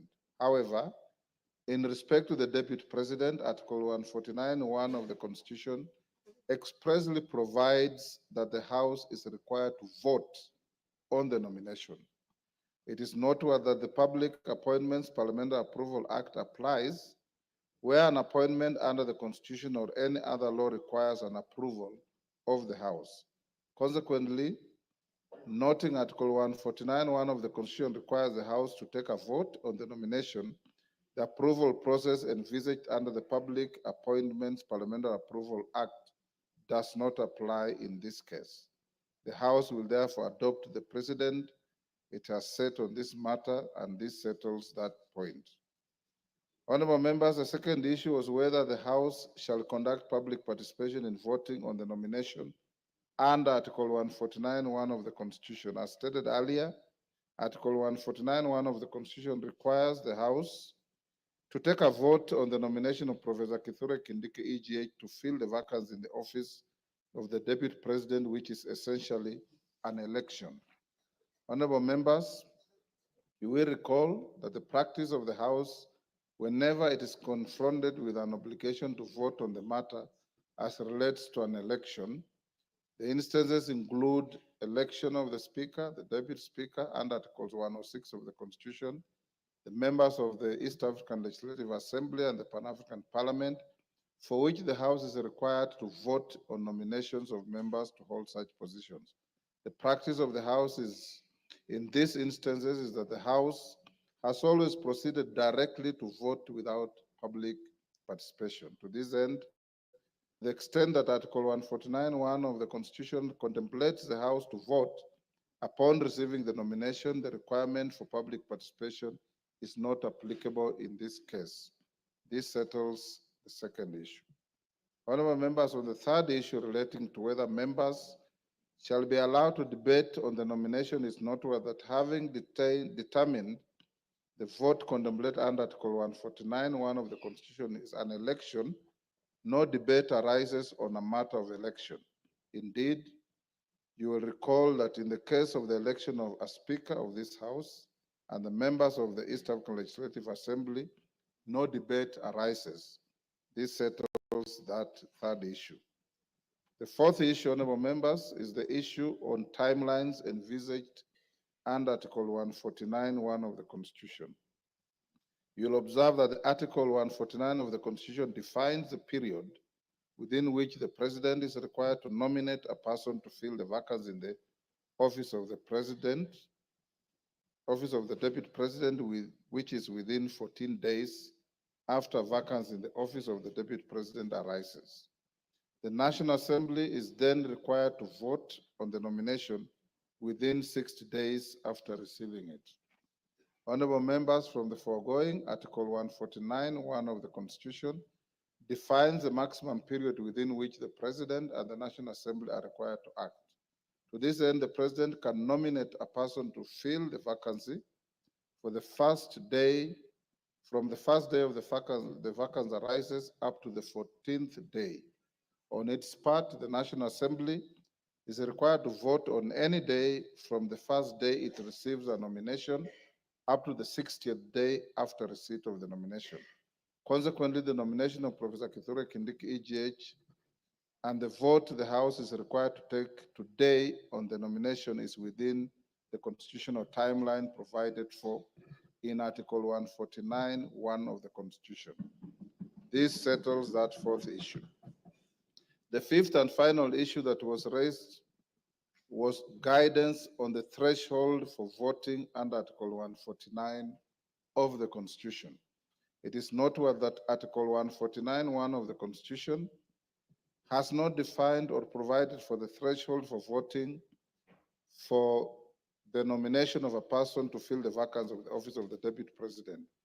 Article 122(1) of the Constitution provides that, except as otherwise provided in the Constitution, any question proposed for decision in either House of Parliament shall be determined by a majority of the members in that House present and voting.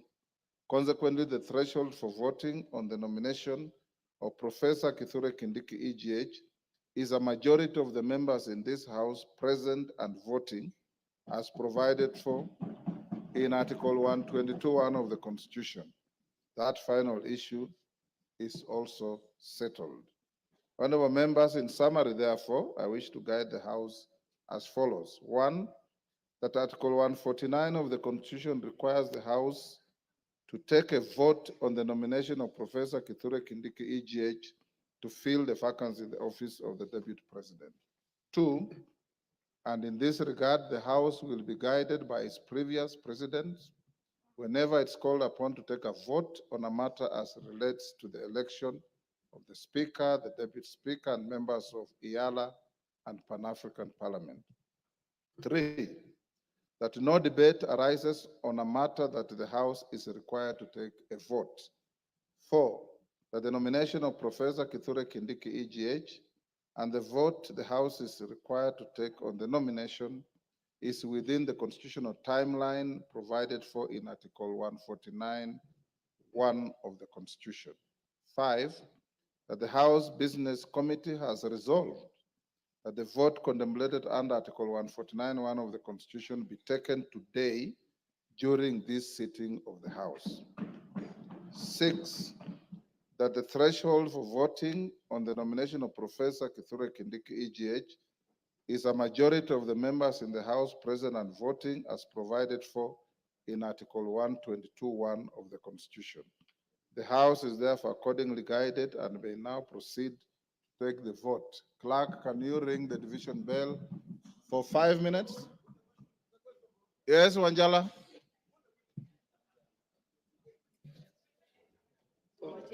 Wanjala? Yes, Mr. Speaker. As you have rightly said, that we will take a vote. But Mr. Speaker, this House recognizes 3 types of voting. There is acclamation, there is direct digital voting, and then there is a vote we take by reading out the names. Roll call. Roll call, Mr. Speaker. Yes. And Mr. Speaker, when I sit in this House, we are in concurrence that Professor Kindiki is the man, is the Deputy President. Why don't we just, so that we go home, some of us want to take flights, why don't we just vote by acclamation? Rocco? Thank you, Mr. Speaker. Article 149, Protect me, Mr. Speaker. Go on, I'm listening. Article 149 of our Constitution, Section 1, as you have rightly pointed, that the National Assembly shall vote on the nomination of the nominated Deputy President.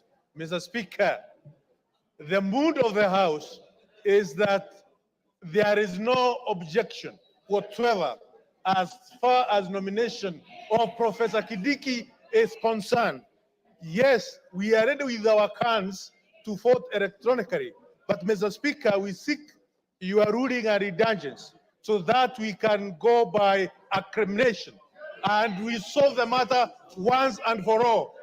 Thank you, Mr. Speaker. Order, honorable members. Yes, Senior Counsel. Senior Counsel Otiende. Give Otiende a moment. Thank you. Honorable Speaker, honorable members, I know this is a serious moment in history. It is also a constitutional moment. I wholly agree with the Honorable Wanjala, Honorable Ruku, in terms of the mood of the House. However, Mr. Speaker, there are things we need to do for the record, not just for ourselves. Even as we speak, this whole process is being challenged in court. We need not allow any gap because so far, from the start to now, we have not allowed any gap.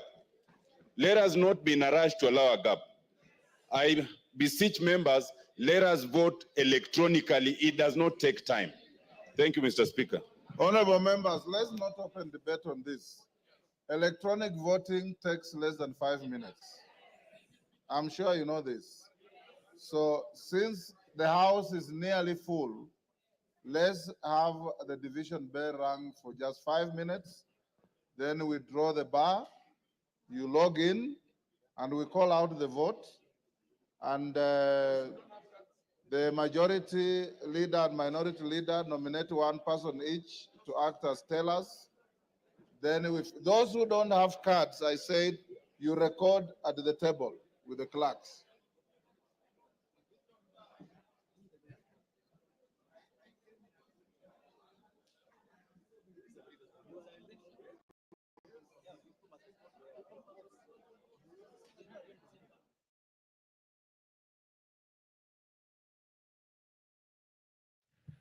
You're watching live pictures from the National Assembly, where members of parliament are preparing to vote for the nomination of Professor Kithure Kindiki to fill the vacancy in the Deputy President's office.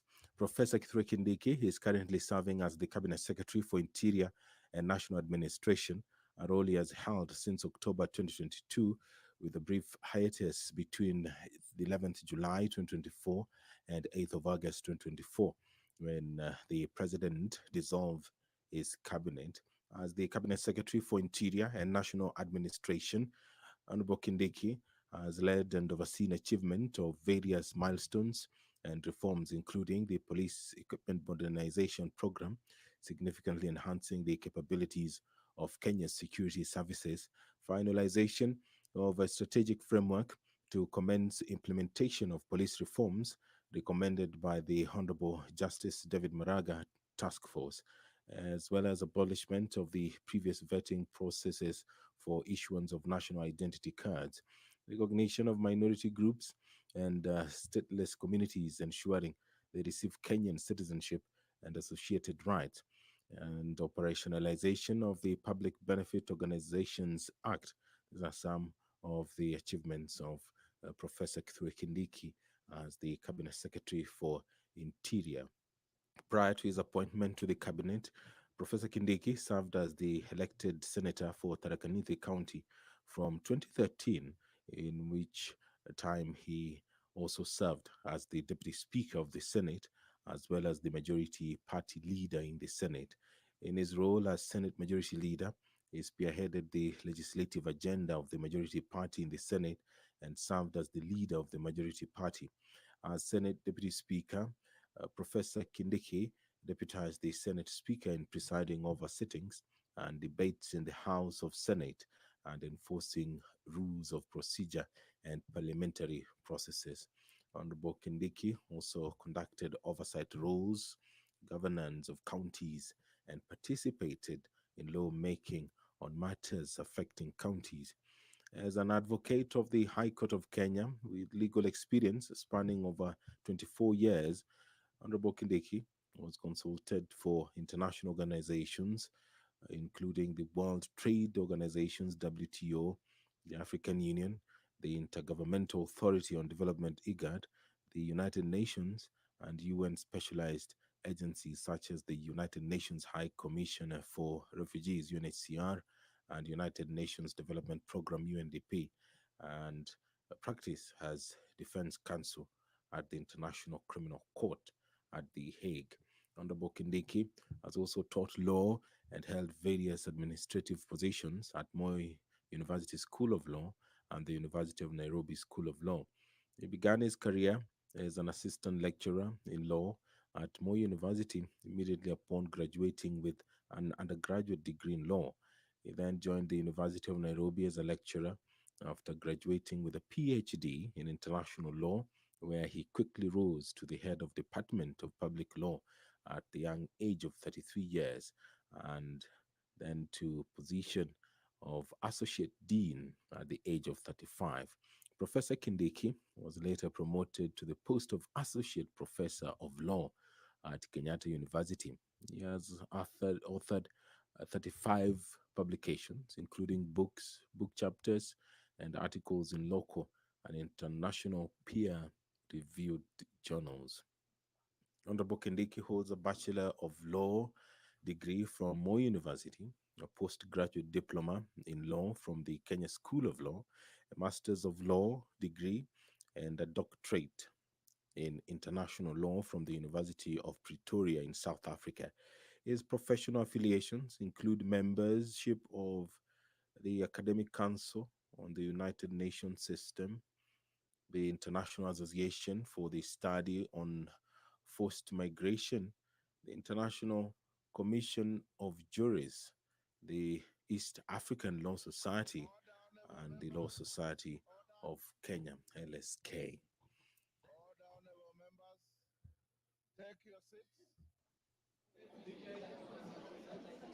Take your seats.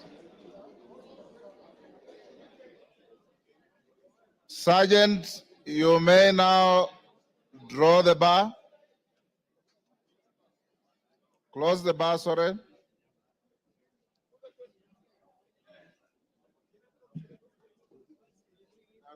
Of course, lock the door for purpose of voting.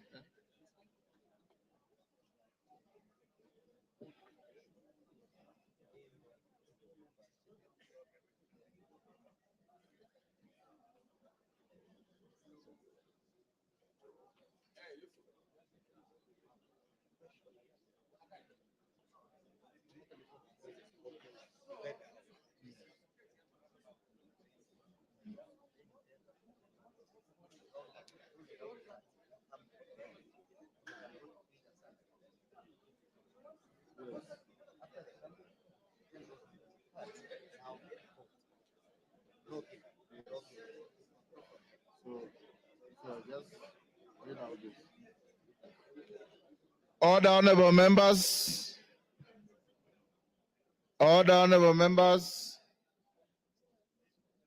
Can I have a feel on how many members don't have their cards? Not many. I request respectfully members who don't have their cards to come to where civil servants sit, where they come to this house, on both sides.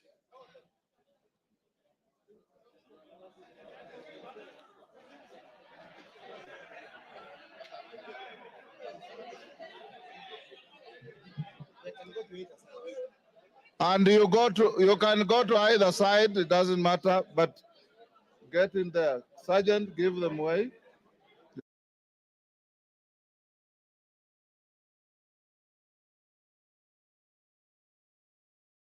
Ingia huko.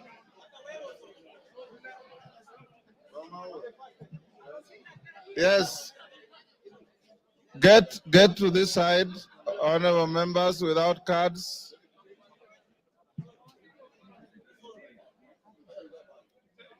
You can even spill to the back, no problem. You will be called.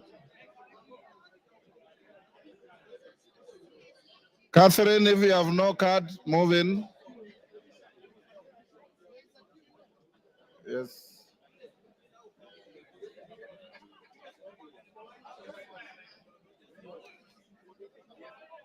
Member for Gatundu. Member for Gatundu, complete your journey where you're going. Order, honorable members. Move this side. Evo Barra, you also don't have your card. Come this side. Now, honorable members, the question we are voting on is on the nomination of Professor Kithure Kindiki, EGH, to fill the vacancy in the office of the Deputy President of the Republic of Kenya. That is the question. Now log in. Take out your cards. Take out your cards. Log in.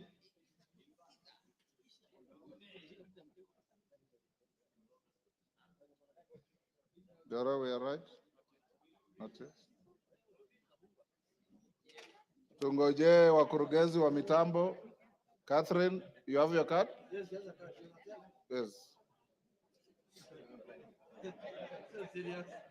Who are the tellers? They're not tellers. Okay. Order. Katana, what is the problem?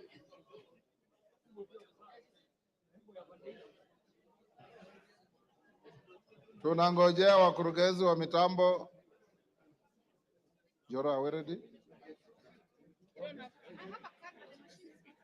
Okay.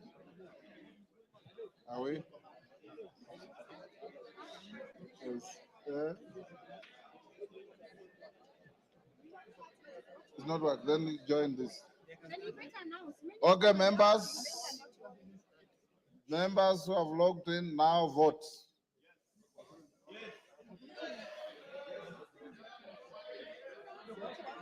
Then you will record here. That's all.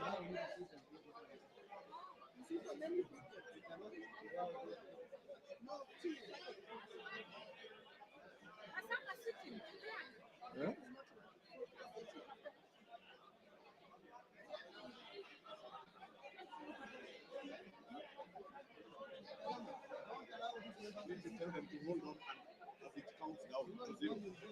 Yes. Order members, don't interfere with your cards so that the system can record and count as you vote.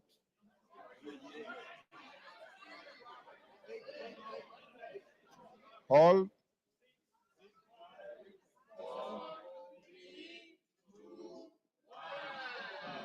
End of voting. Vote now.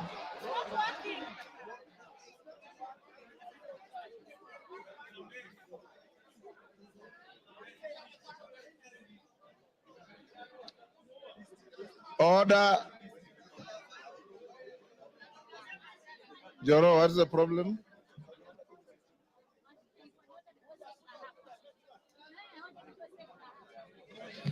Order members, let's repeat. Log out. And your rules require that you vote in silence. Log out. Log in. Eh?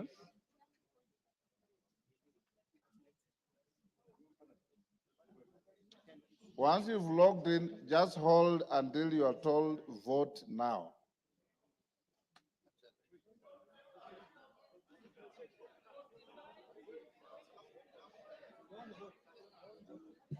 Don't vote yet.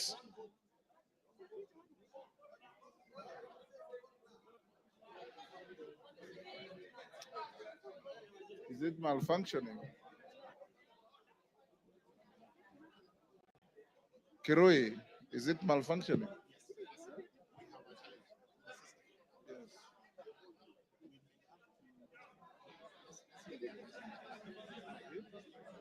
Clerk.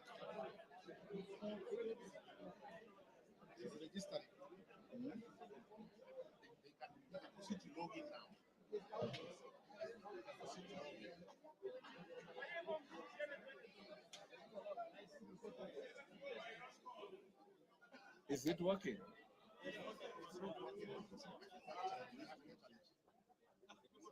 You're okay.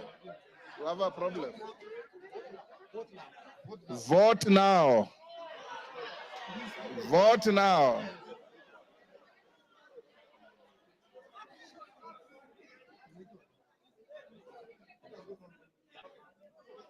Vote now.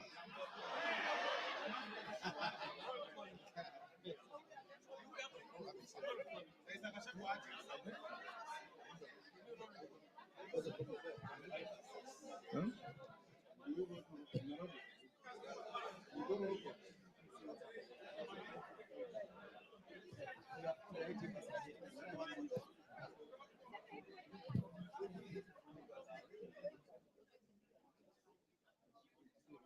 The IT man, what's the problem? Let's try one more chance. Then, if it doesn't, we explore different opportunities.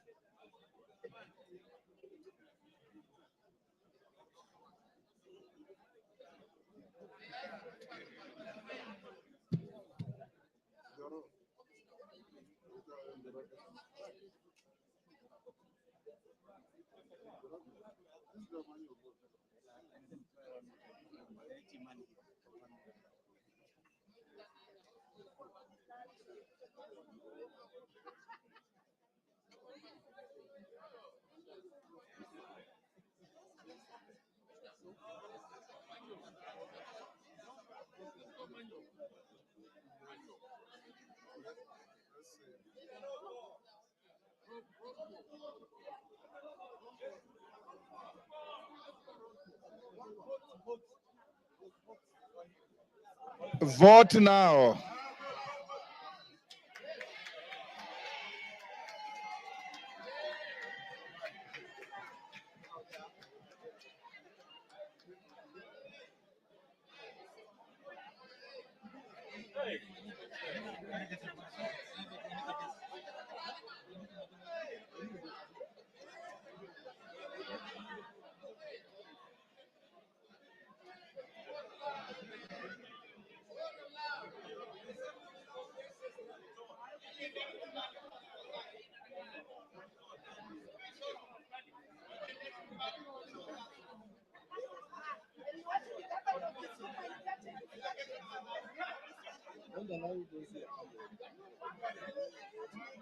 Member for Kisumu, you have voted. You remain where you are. Pardon? Yes, it's done.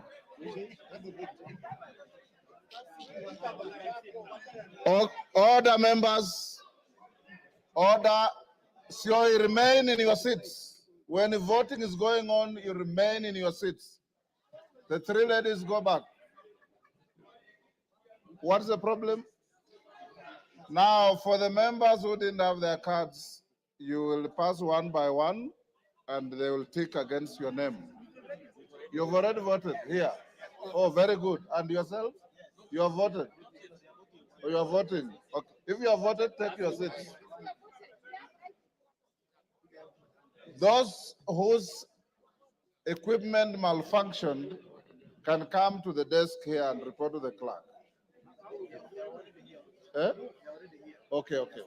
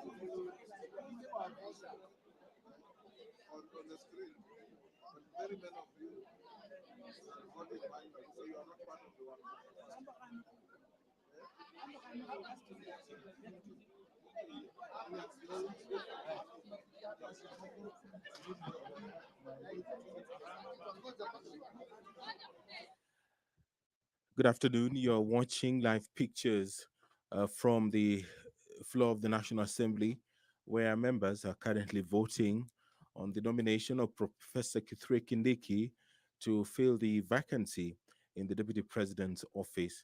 The professor was nominated today by the President to fill up that position, which fell vacant following the removal from office of the previous holder. And Professor Kindiki is currently serving as the Cabinet Secretary for Interior and National Administration, a role he has held since October 2022, albeit also for a small or a brief hiatus between July 11th and August 8th, 2024. The Cabinet Secretary for Interior and National Administration has served and different capacities. Among them, the Deputy Speaker of the Senate, the Senator for Tharaka-Nithi County, and is currently serving as the Interior Cabinet Secretary. As an advocate of the High Court of Kenya with legal experience spanning over 24 years, Professor Kindiki has consulted for various international organizations, among them WTO, that is the World Trade Organization, the African Union, the Intergovernmental Authority on Development, the United Nations, and UN specialized agencies such as the United Nations High Commissioner for Refugees and United Nations Development Program UNDP, and practiced as defense counsel at the International Criminal Court at The Hague. He has also taught law and held various administrative positions at Moi University School of Law and the University of Nairobi School of Law. He began his career as an assistant lecturer in law at Moi University immediately upon graduating with an undergraduate degree in law. He then joined the University of Nairobi as a lecturer after graduating with a PhD in international law, where he quickly rose to the head of Department of Public Law at the age of 33 years, and then to position of Associate Dean at the age of 35. Professor Kindiki was later promoted to the post of Associate Professor of Law at the Kenyatta University. He has authored 35 publications, including books, book chapters, and articles in local and international peer-reviewed journals. Honorable Kindiki holds a Bachelor of Laws degree from Moi University, a postgraduate diploma in law from the Kenya School of Law, a Master of Law degree, and a doctorate or PhD in international law from the University of Pretoria in South Africa. His professional affiliations include memberships to the Academic Council on the United Nations System, the International Association for the Study on Forced Migration, the International Commission of Jurists, the East African Law Society, and the Law Society of Kenya. In a couple of Honorable members, take your seats. Stop what you are doing, clerk. Honorable members, Hassan. Order, honorable members. Honorable members, taking the cue from the submission of Senior Counsel Tienda Molo, whatever you do must be a record, must be impeccable, and must speak for itself. I'm advised by the clerk that the electronic voting system is malfunctioning, and that even after you voted, the numbers are adjusting themselves upwards and downwards. Consequently, I direct that that vote electronically is cancelled and annulled, and we'll do a roll call vote. Clerk, majority and minority leader, give me one teller each. Bukose, and who else? Bukose and Junet. Who?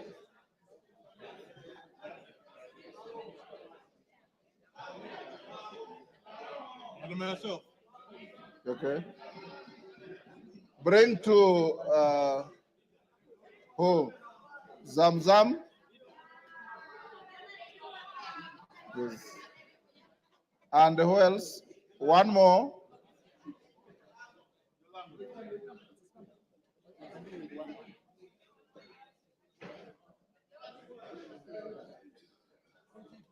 Who? Owino, Martin. Okay, honorable members, once again, the vote is on the nomination of Professor Kithure Kindiki, EGH, to fill the vacancy of the office of the Deputy President of the Republic of Kenya. Clerk, you can start. Remain in your seats, remain silent. We can do this very quickly.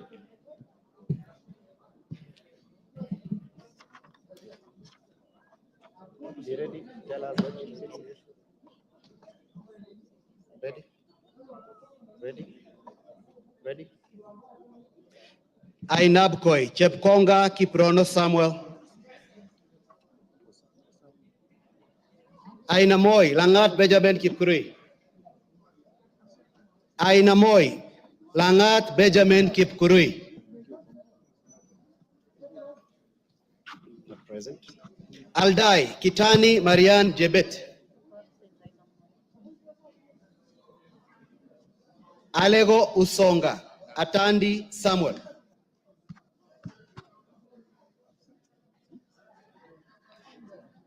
Alego Usonga, Atandi Samuel. Awendo, Owino John Walter.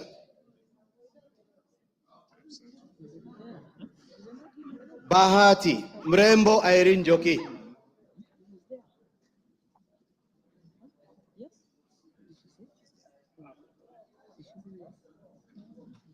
Balambala, Shurie Abdi Omar.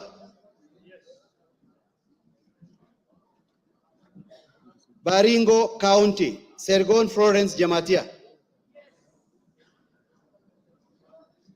Baringo Central, Joshua Kandie. Baringo North, Makilap Joseph.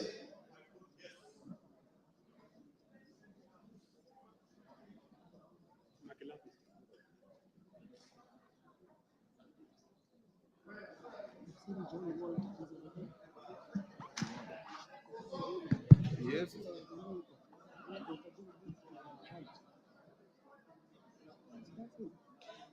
Baringo South, Charles Cameron.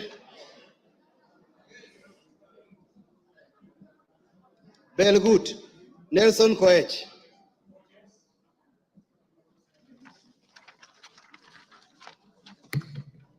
Bobasi, Innocent Obiri. Bobasi, Innocent Obiri. Bobasi, Innocent Obiri. Bamachoge Borabu, Obadia Nolfason. Barongo.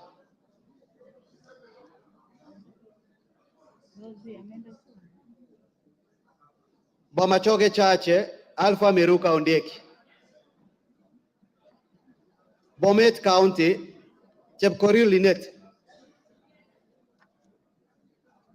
Bomet Central, Richard Kilel.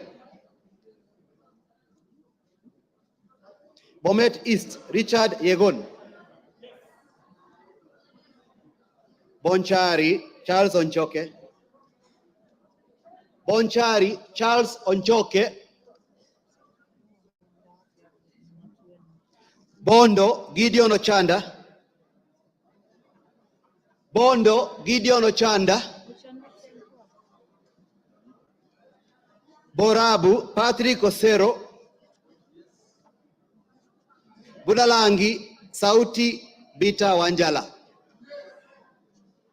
Bumula, Nelson Jack Wamboka. Bumula, Nelson Jack Wamboka. Bungoma County, Catherine Nanjala Wabilianga. Bungoma County, Catherine Nanjala Wabilianga.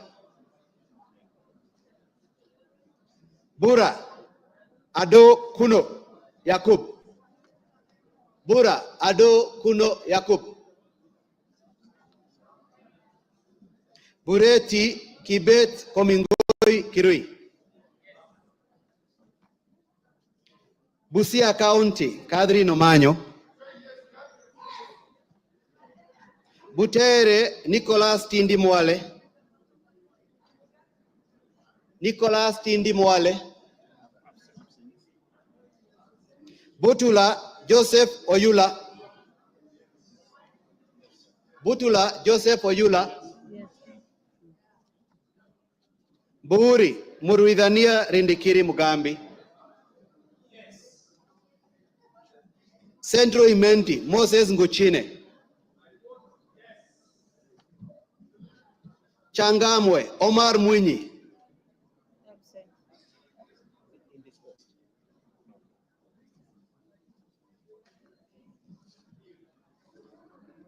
Chopalungu Victor Koech. Chopalungu Victor Koech. Cherangani Patrick Simiu Barasa.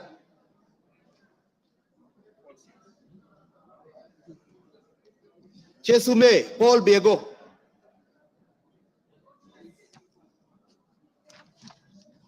Chuka Iganga Ng'ombe Ntwega Patrick. Dadab Farama Alim. Dagoretti North Beatrice Elachi. Dagoretti South John Carrier. Eldama Ravine Musa Sirma. Eldas Adan Kenan. Elgeyo Marakwet County Jepto Ngeleche. Embakasi Central Major Dong Gadiro Benjamin. Embakasi Central Major Dong Gadiro Benjamin. Embakasi East Babu Owino. Embakasi East Babu Owino. Embakasi North James Gakuya.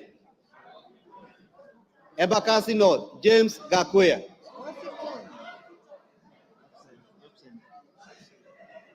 Embakasi South Julius Mawade. Julius Mawade. Embakasi West Mark Samuel Mwenje Mureithi. Mark Samuel Mwenje Mureithi.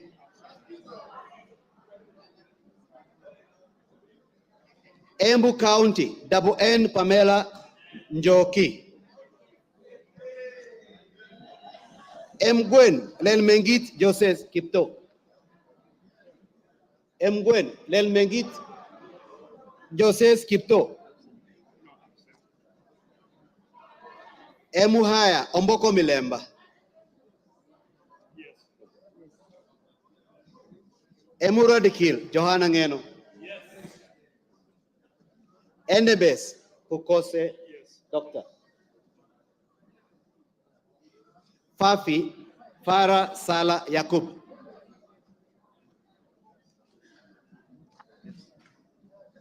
Funyula Wilberforce Oundo Ojambo.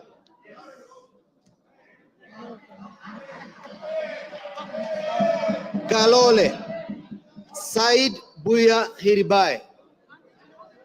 Galole Said Buya Hiribai. Said Poster. Ganze Kenneth Charo Tungule. Charo Kenneth Charo Tungule. Garissa County Udgon Amina.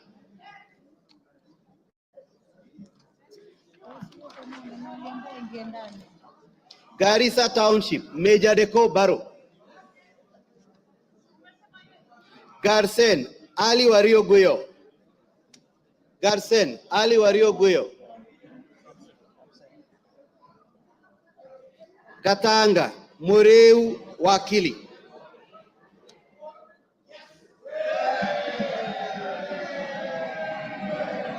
Gatondo North Njoroge Kururia. Gatondo North Njoroge Kururia. Yes, yes. Gatondo South Gabriel Kagombe. Gatondo South Gabriel Kagombe. Game, Elisha Odhiambo. Gichugu, Robert Githinji. Gichimu. Gilgil, Martha Wangari. Githunguri, Gathoni wa Muchomba. Githunguri, Gathoni wa Muchomba.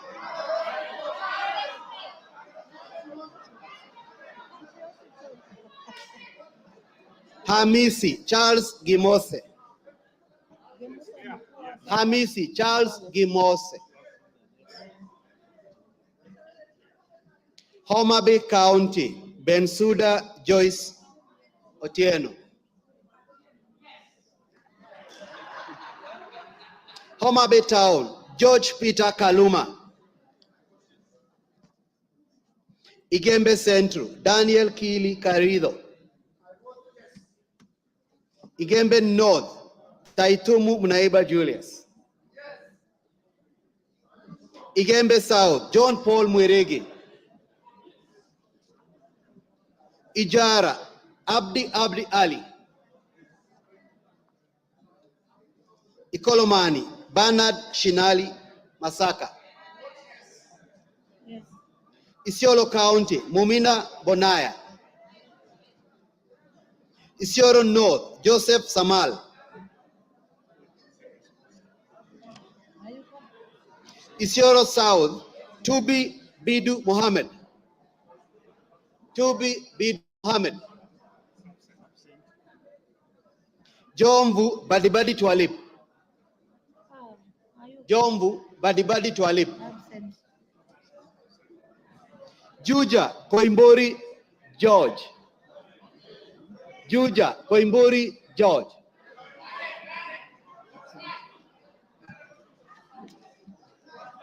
Kabete Gidua wa Mashukuru.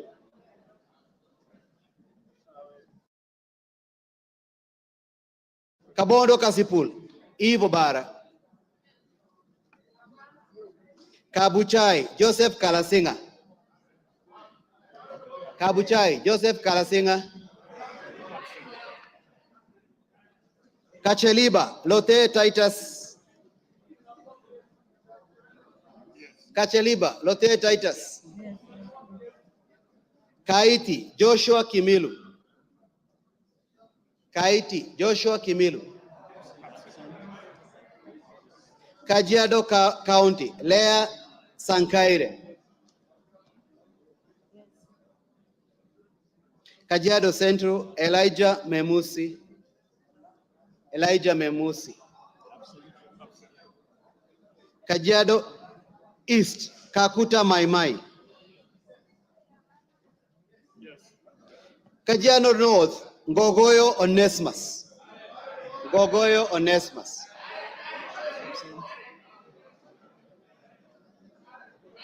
Kajiado South, Parashina Samuel Sakimba. Kajiado South, Parashina Samuel Sakimba. Kajiado West, Sunkuya George.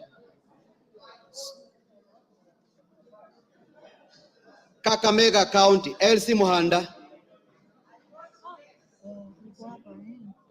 Kaloleni, Paul Katana. Paul Katana. Kamukonji, Abdi Yusuf. Kandara, Jogona Chege. Kandara, Jogona Chege. Kandui, John Makali. Kangema, Peter Kihongi. Kangema, Peter Kihongi. Kagundo, Fabian Chule. Fabian Chule. Kapenguria, Samuel Moroto. Kapsaret, Oscar Sudi.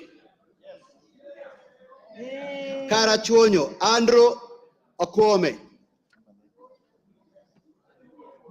Kasarani, Karauri Ronald.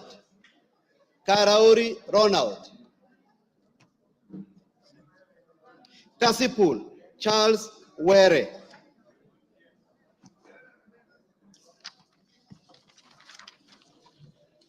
Kadhiani Robert Mbui,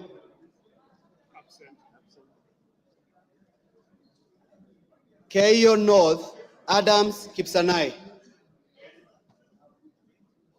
Keio South Gideon Kimayo, Kericho County Beatrice Kemei,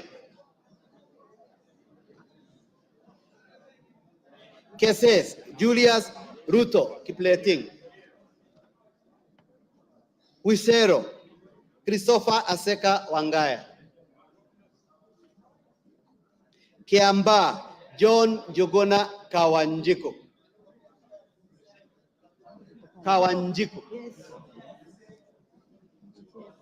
Kiambu John Machua, Kiambu County Ann Wamuratha, Kibra Peter Orero, Kibwezi East Jessica Mbalu,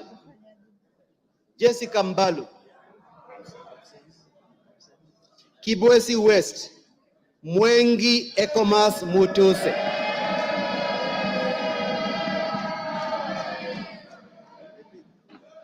Kieni Njoroge Wainaina,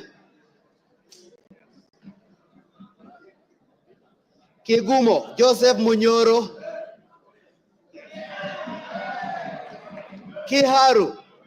Kiharu Samson Dindi Nyoro,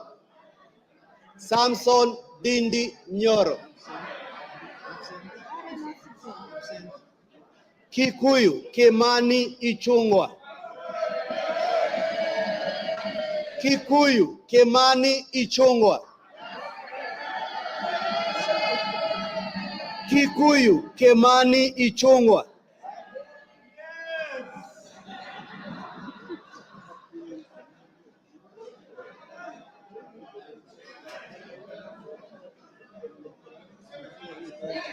Kilgoris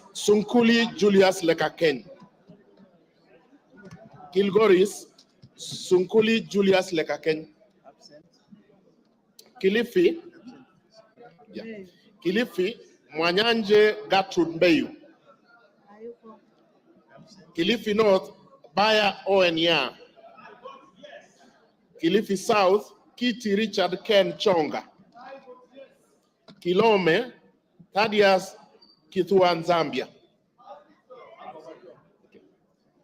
Kimilili Mutua Didmas Wekesa Baraza.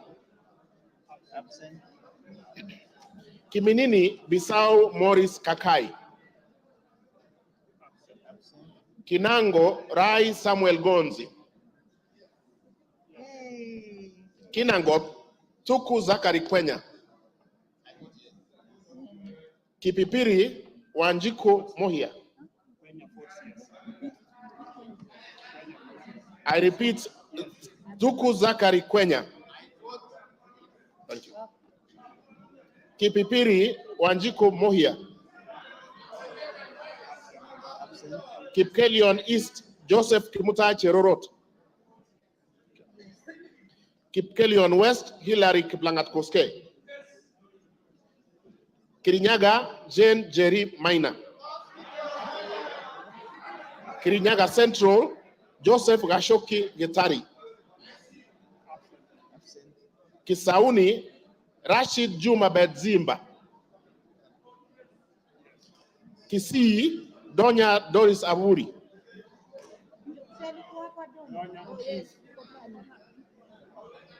Okay. Kisumu Ruth Odiambo Odinga Busia.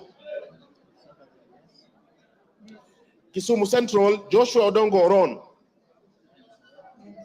Kisumu East Shakil Ahmed Shabir Ahmed. Kisumu West Rosa Akinyi Buyu. Kitui Irene Mudhoni Kasalu. Kitui Central Makali Benson Mulu. Kitui East Nimrod Biduka Mbai. Kitui Rural, David Mwalika Mboni. Kitui South, Rachel Kaki Nyamai. Kitui West, Edith Vethi Nyenze. Kitui Chache North, Nyakundi Jafeth Mokaya. Kitutu Chache South, Anthony Kibagendi. Kitutu Masaba, Clive Ombane Gisairo. Konoin, Brighton Leonard Yegon. Kureso North, Mutai Alfred Kiprono. Kureso South,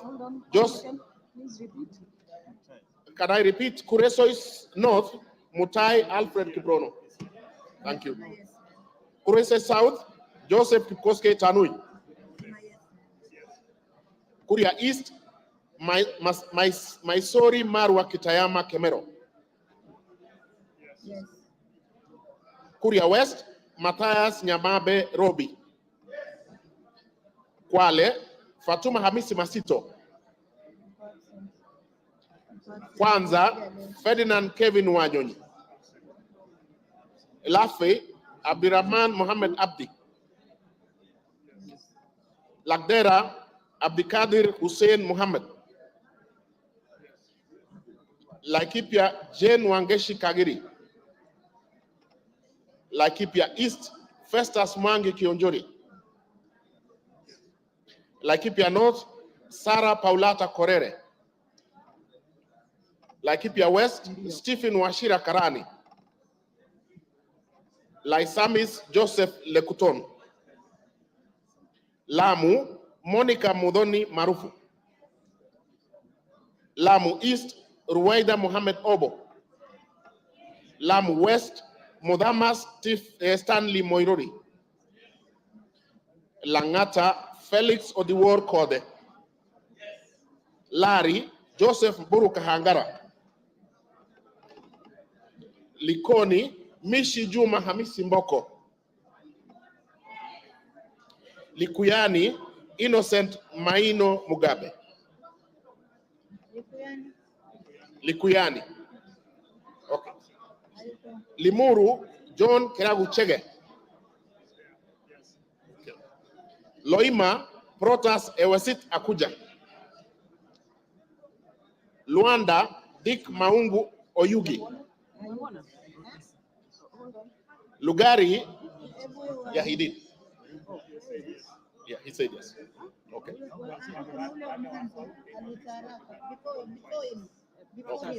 So do we repeat? Yes. Dick Maungu Oyugi, Luanda. Okay. Nabi Nabwera Daraja, Lugari. Okay. Lunga Lunga, Mangale Munga Chiforomondo. Lurambi, Titus Hamala Mukwana. Mara, Jafet, yeah, Lurambi, Titus Hamala Mukwana. Okay. Jafet Miriti Kareke Mbuki, Mara. Kamene Joyce Machakos.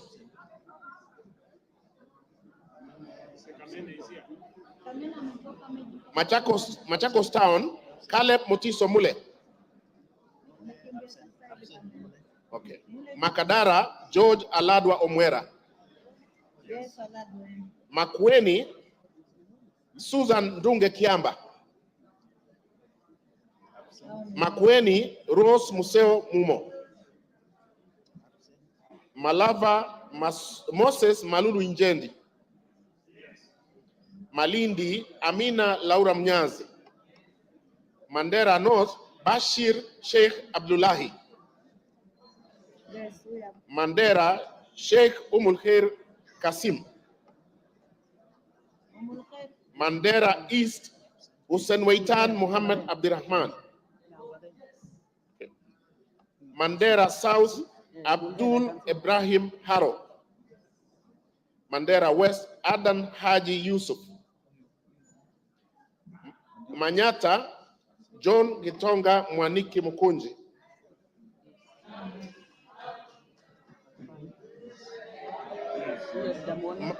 Maragua, Mary Wamaua Waidera Njoroge. Okay. Marakwet East, David Kangogo Bowen. Okay.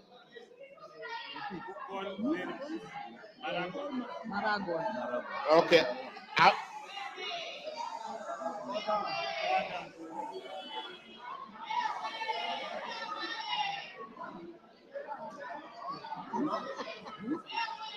Order.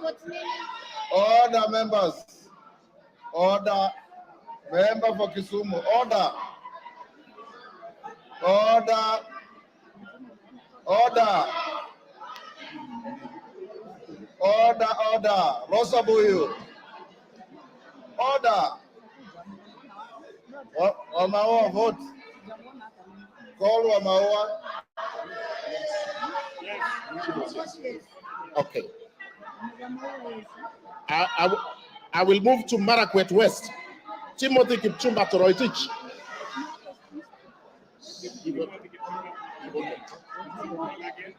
I will repeat, Timothy Kipchumba Toroitich.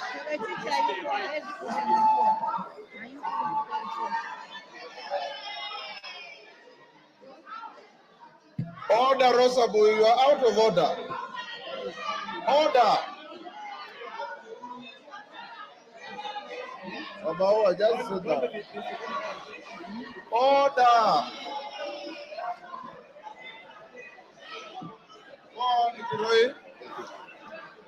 Timothy Kipchumba Toroitich, Marakwet West. Marsabit, Wako Naomi Jilo.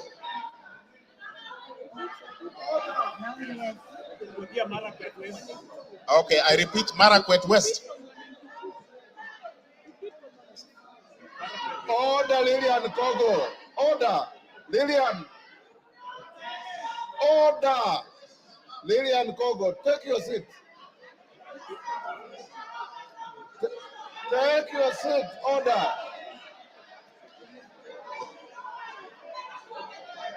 Go on. Marakwet East, David Kangogo Bowen. Thank you. Marakwet West, Timothy Kipchumba Toroitich. Marsabit, Naomi Jilo Wako. Yeah. Order, Lillian Kogo. Order. Masinga, Joshua Mbidi Mutua Malio. Yes. Matayos Odanga Geoffrey Makoha. Madare Olwoch Anthony Tom. Madioa Gishuki Edwin Mugo. Madira Kahugu Eric Mwangi.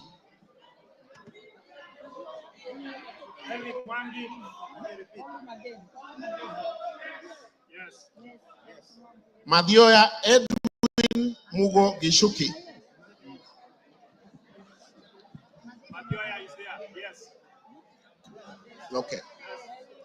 Madira Eric Mwangi Kahugu. Thank you. Matuga Kasim Sawa Tandaza. Matungu Peter Oscar Nabulindo. Matungulu Stephen Mutinda Mule. Mavoko Patrick Makao Kingola. Mbere North Geoffrey Kariuki Kiringa.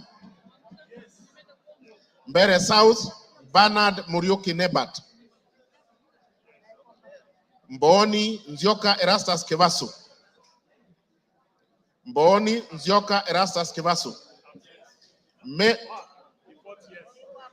Okay. Meru Elizabeth Karambu Kailemia. Karambu Kailemia Meru. Migori Muhammad Fatuma Zainab. Mogotio Ruben Kiborek. Moiben Phyllis Chepkemo Barto.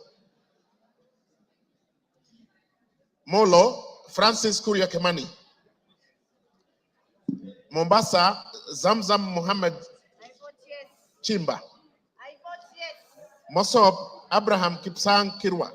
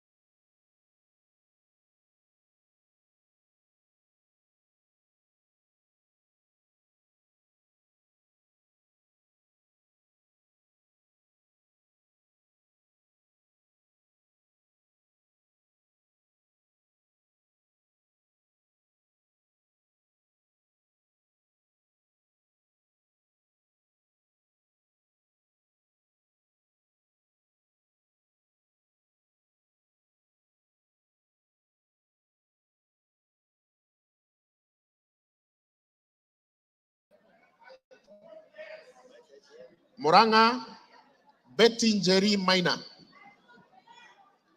Mvita, Mohammed Sud Machele.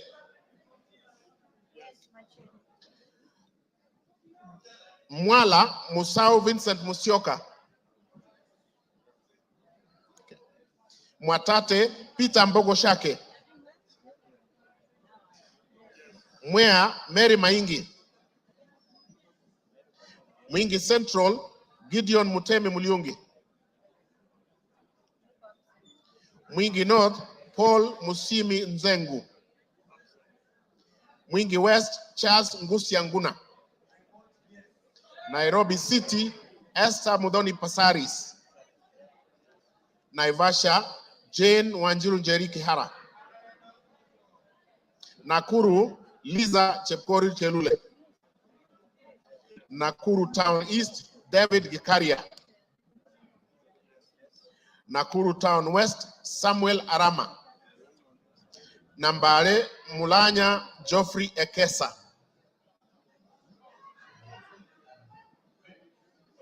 Nambare, Mulanya Geoffrey Ekesa. Nandi, Cynthia Chepkoske Muge. Nandi Hills, Bernard Kibor Kitur. Narok, Rebecca Nonaishi Tonke. Narok East, Lemanken Aramat. Narok North, Agnes Mantaine Pareyo. Narok South, Olentutu Kitilai. Okay. Narok West, Gabriel Koshal Tongoyo. Navaholo, Emmanuel Wangwe.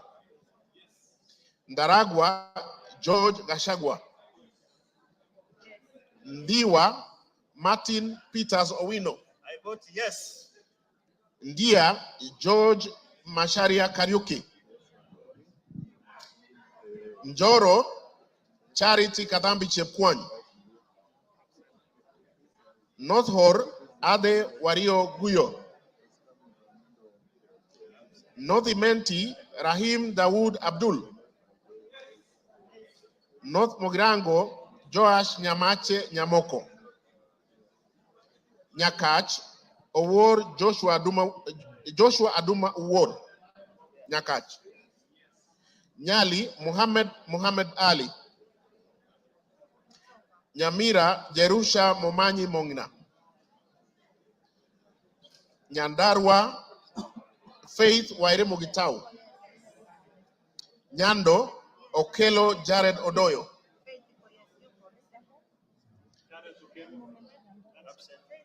Jared Okelo Odoyo. Nyaribari Chache. Tayari amevote. Nyaribari Chache, Janda Zahir. Nyaribari Masaba, Daniel Ogwoka Manduku. Nyatike, Tombo ya Odege. Nyeri, Rahab Mokami Washira. Nyeri Town, Duncan Maina Madenge. Oljororok, Michael Mwangi Mushira. Olkalau, David Juguna Kiaraho. Olaya, Michael Wambogo Wainaina. Pokot South, David Losiakao Kosing. Rabai, Mupe Anthony Kenga. Rangwe, Lilian Achiengogo. Rarieda, Paul Rangwe, Gogo Lilian Achien. Thank you. Rarieda, Paul Otienda Molo. Rongai, Paul Kibet Chebor. Rongo, Paul Abuor. Roy Sambu. Okay. Roy Sambu, Agustin Kamande Muafrika.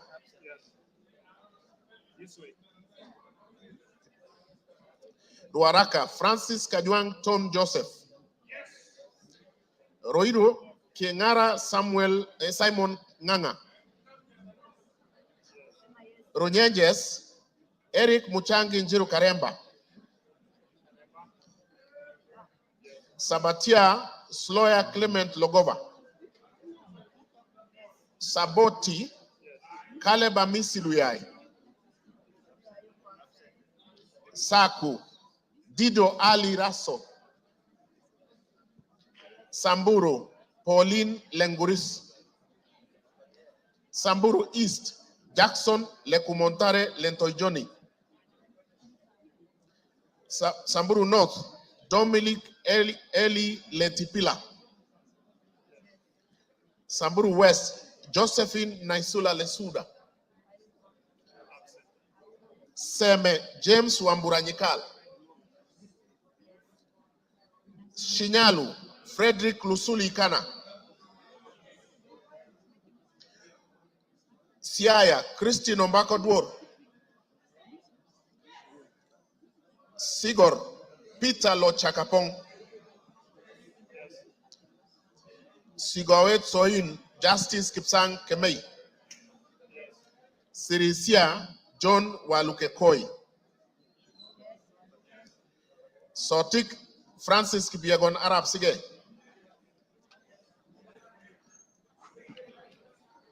Saudi Menti, Dr. Shadrach Mwiti Idenji. South Mogirango, Silvanas Osoro Nyego. Soy, David Kiplagat. Starehe, Mwago Amos Maina. Suba North, Millie Grace Akoto Diambo. Suba South, Karoli Omondi. Subukia, Samuel Kinudia Gashobe. Suna East, Mohammed Junet Sheikh Nu. Suna West, Peter Francis Masara. Okay. Taita Taveta, Lydia Haika Mnene Mizige.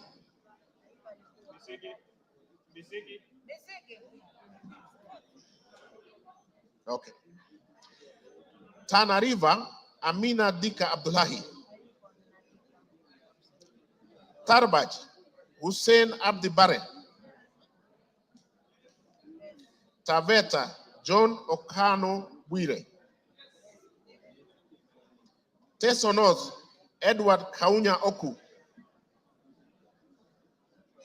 Yes. Teso South, Mary Emase Otucho. Tetu, Geoffrey Wandeto Mwangi.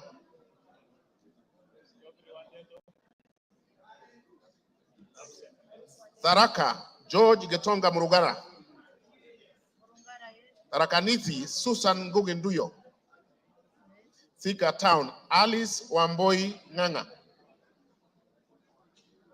Tiati, William Kamket Kasait. Tigania East, Lawrence Puruaburi.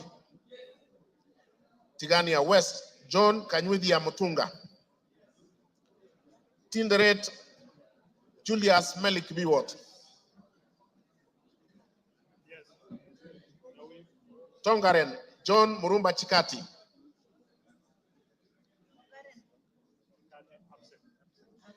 Trans Nzoia, Lillian Chebetsiyoy.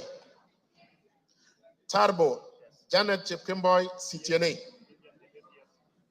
Turkana, Cecilia Asinyen Nyetit. Turkana Central, Joseph Namuar Emathe. Turkana East, Nicholas Ngikor Gikolong. Turkana North, Paul Ekwom Nabuin. Turkana South, John Ariko Namoit. Turkana West, Daniel Epuyo Nanok. Wasingishu, Gladys Chepkoske Boss. Ugenya, David Omochieng. Uriri, Mark Ogola Nyamita. Vihiga, Kevai Ernest Ogesi Kagesi. Vihiga, Beatrice Kahai Adagala. Voi, Hamis Chome Abdi. Wajir, Fatuma Abdi Jeho. Wajir East, Aden Dawood Mohammed.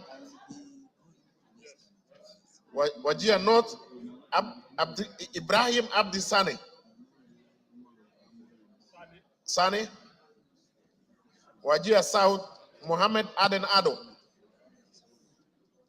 Wajir West, Yusuf Mohammed Farah. Webuye East, Martin Pepela Wanyonyi.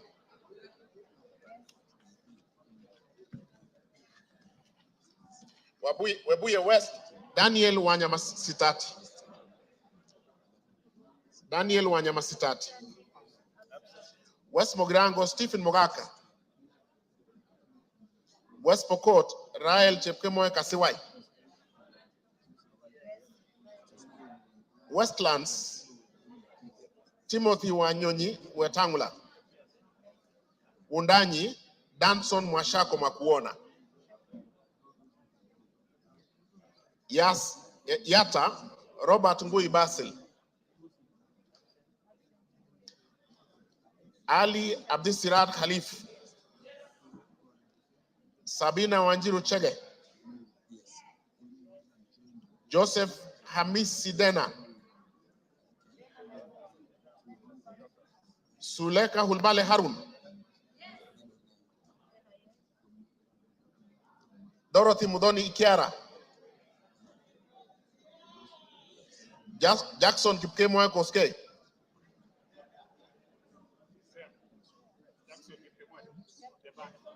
Jackson Kipkemoy Koske. Irene Nyakerario Mayaka. Umulher Harun Muhammad. Teresia Wanjiro Mwangi. Abubakar Ahmed Talib.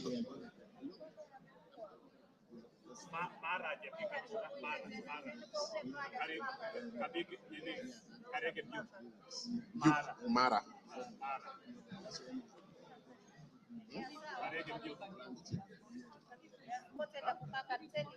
Yeah. Yes, yes. Yeah. Okay.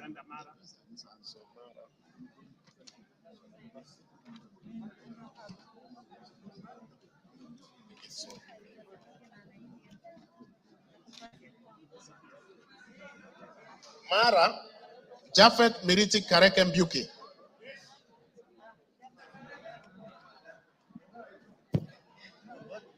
Yeah, we are done. Yeah.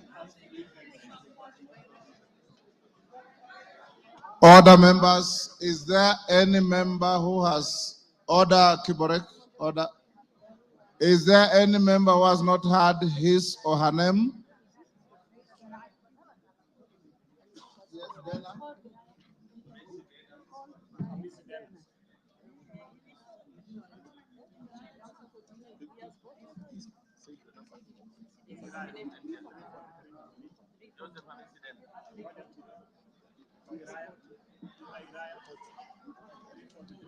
Honorable members, is there any member? Yes, yes. Yes. Joseph Wainaina Iraya.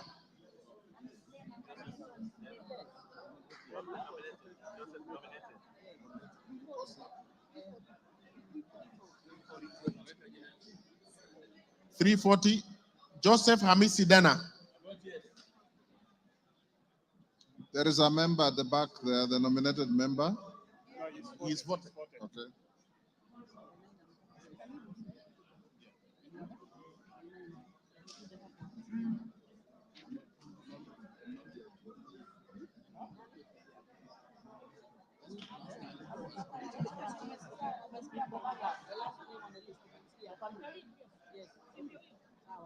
Honorable members, honorable members, is there any member who has not been called out on the roll call? No member.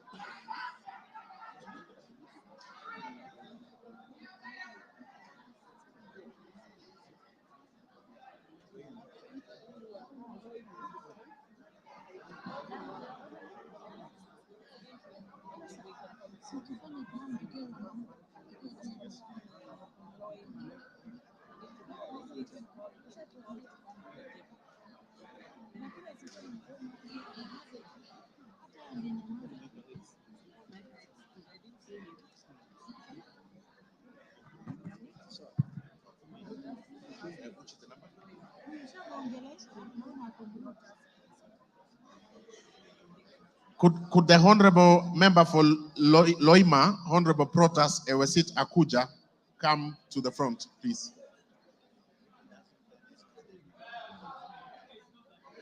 Thank you.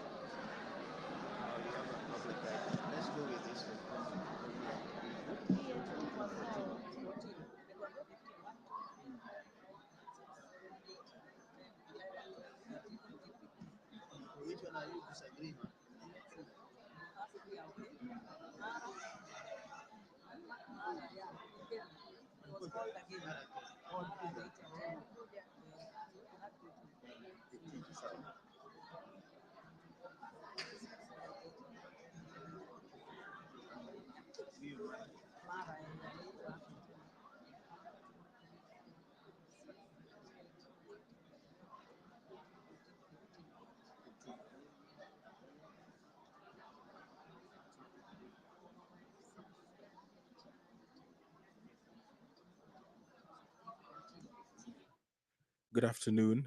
The members of parliament have been voting for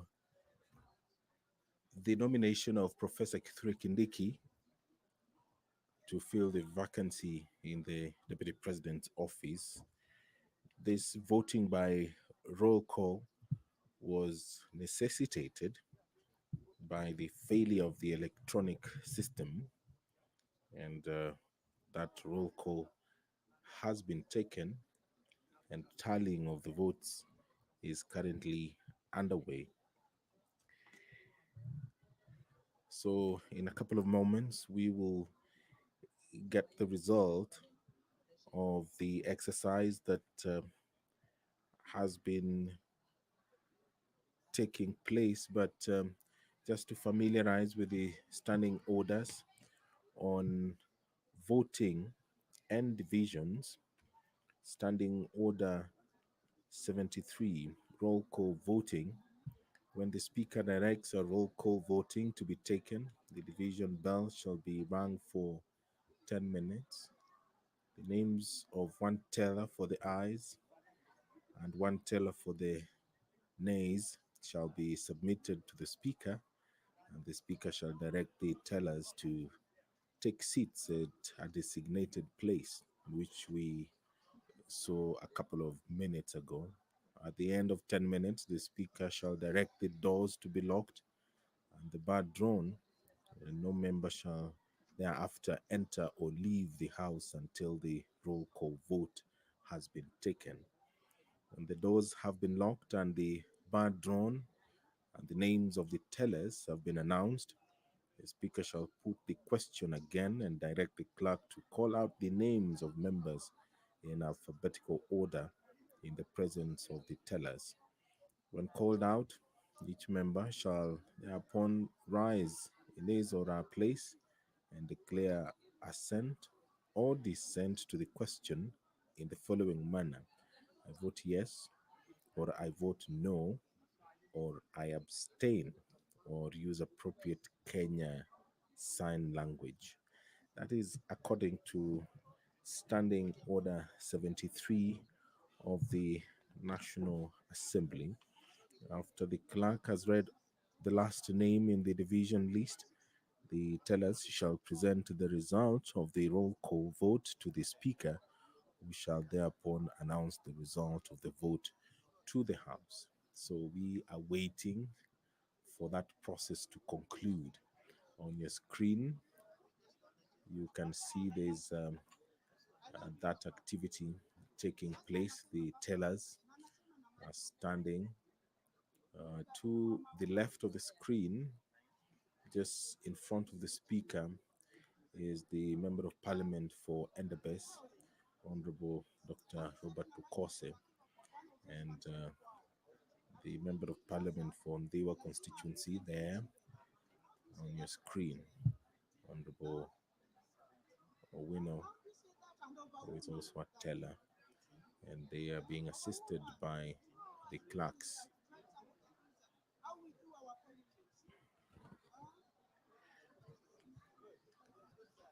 Standing Order 71 of the National Assembly talks about technical failure, confusion, or error occurring, which we did see some minutes ago. In the event of a technical failure, confusion, or error occurring in the course of voting, which, in the opinion of the Speaker, cannot otherwise be corrected, the Speaker may direct the House to another round of electronic voting or proceed to a roll call voting. And all that we have seen today during this historic exercise for the National Assembly, where they are considering the nomination of Professor Kithure Kindiki, EGH, to fill the vacancy in the Deputy President's office. The professor currently serves as the Cabinet Secretary for Interior and National Administration, a role he has held since October 2022. But there was a brief moment between July 11th, 2024 and August 8th, 2024, when His Excellency the President dissolved his cabinet.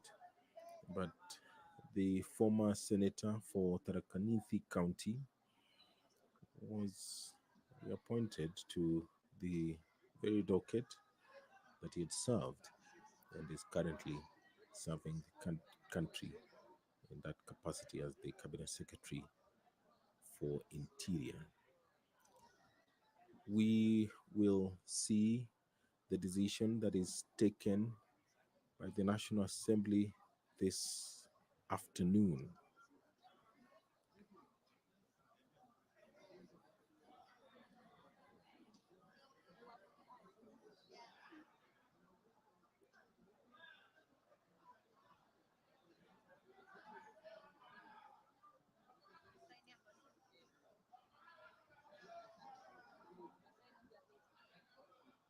Order, honorable members, order.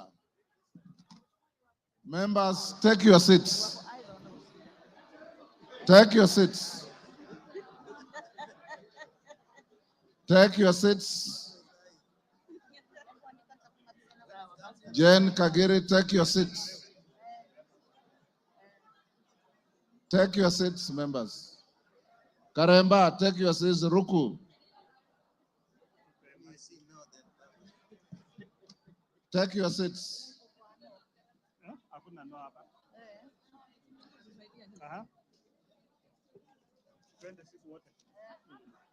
Take your seats.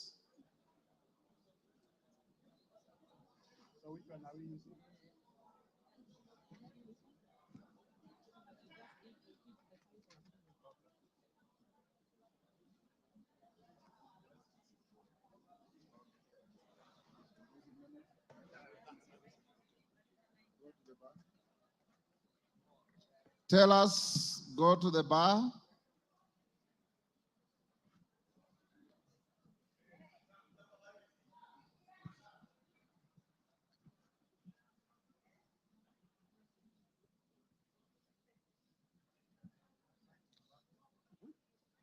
Tell us, approach the dispatch table now.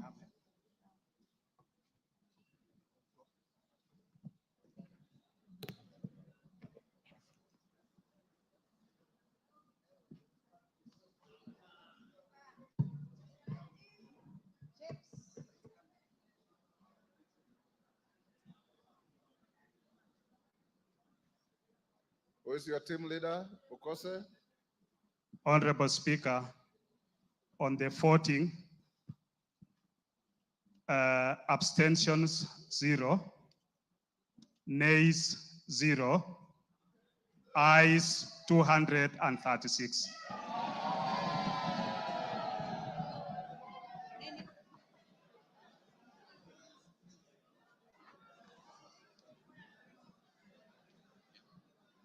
You have signed to the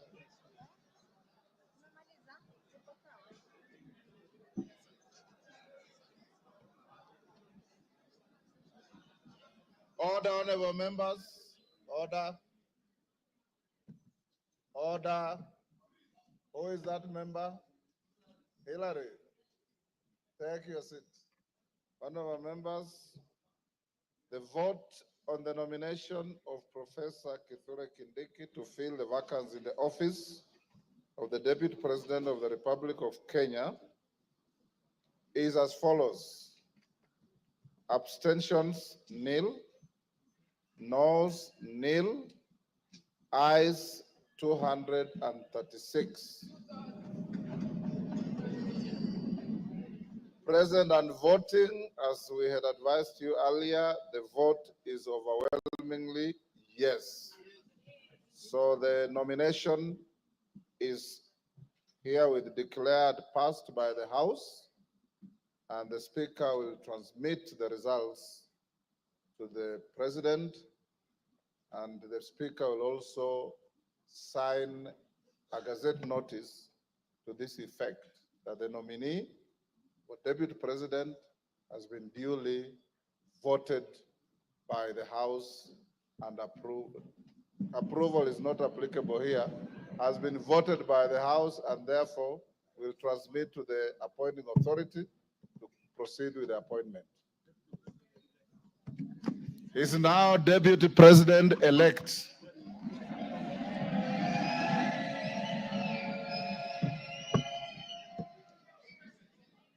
Members, having finished on the issue of the Deputy President-elect, it is now 1:54 p.m. and the House will adjourn until this afternoon at 2:30.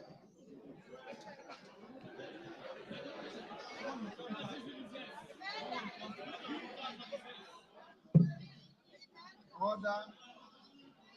If you wanted to break now, the majority leader would have approached the chair.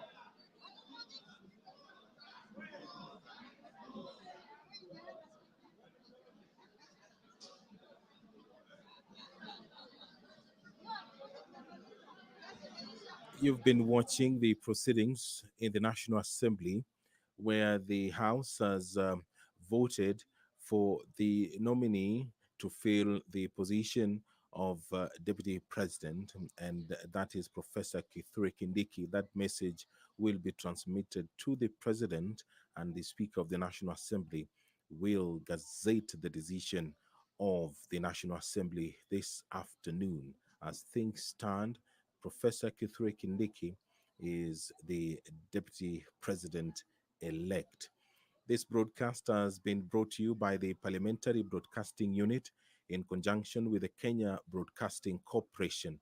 My name is Edward Kabasa. Good afternoon.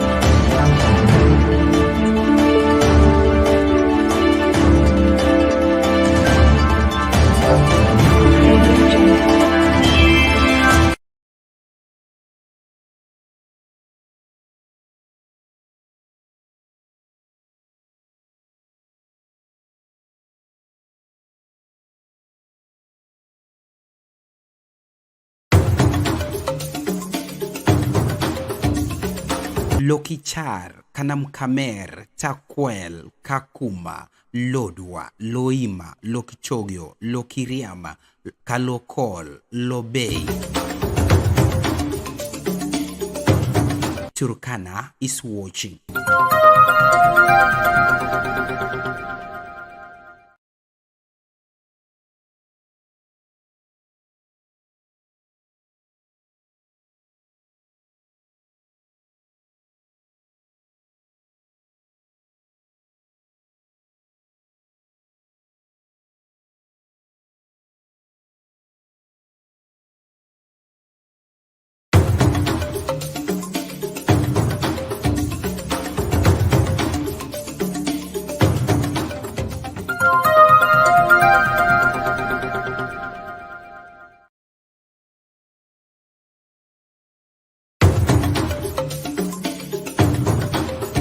Tunajipenyeza kwenye vitongoji, mijini na jijini kukuletea matokeo ya matukio kila yanavyoibuka.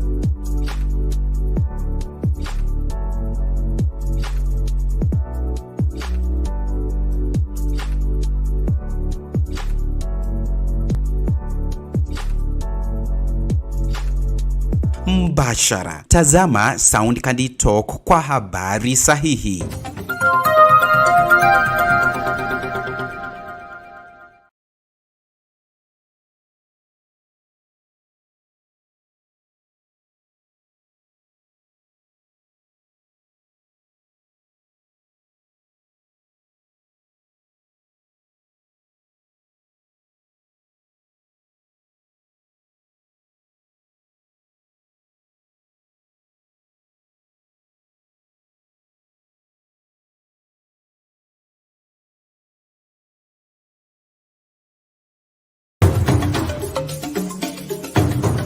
Tuko bora kwenye mitandao ya YouTube, Facebook, TikTok na X kwa taarifa tendeti, udadavuzi mwafaka na makala muhimu yanayokuhusu. Tazama Sound Candid Talk upate ufahamu.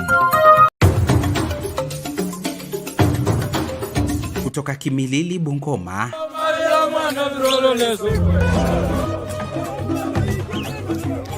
hadi Kiminini, Trans Nzoia, hii ni Sound Candid Talk.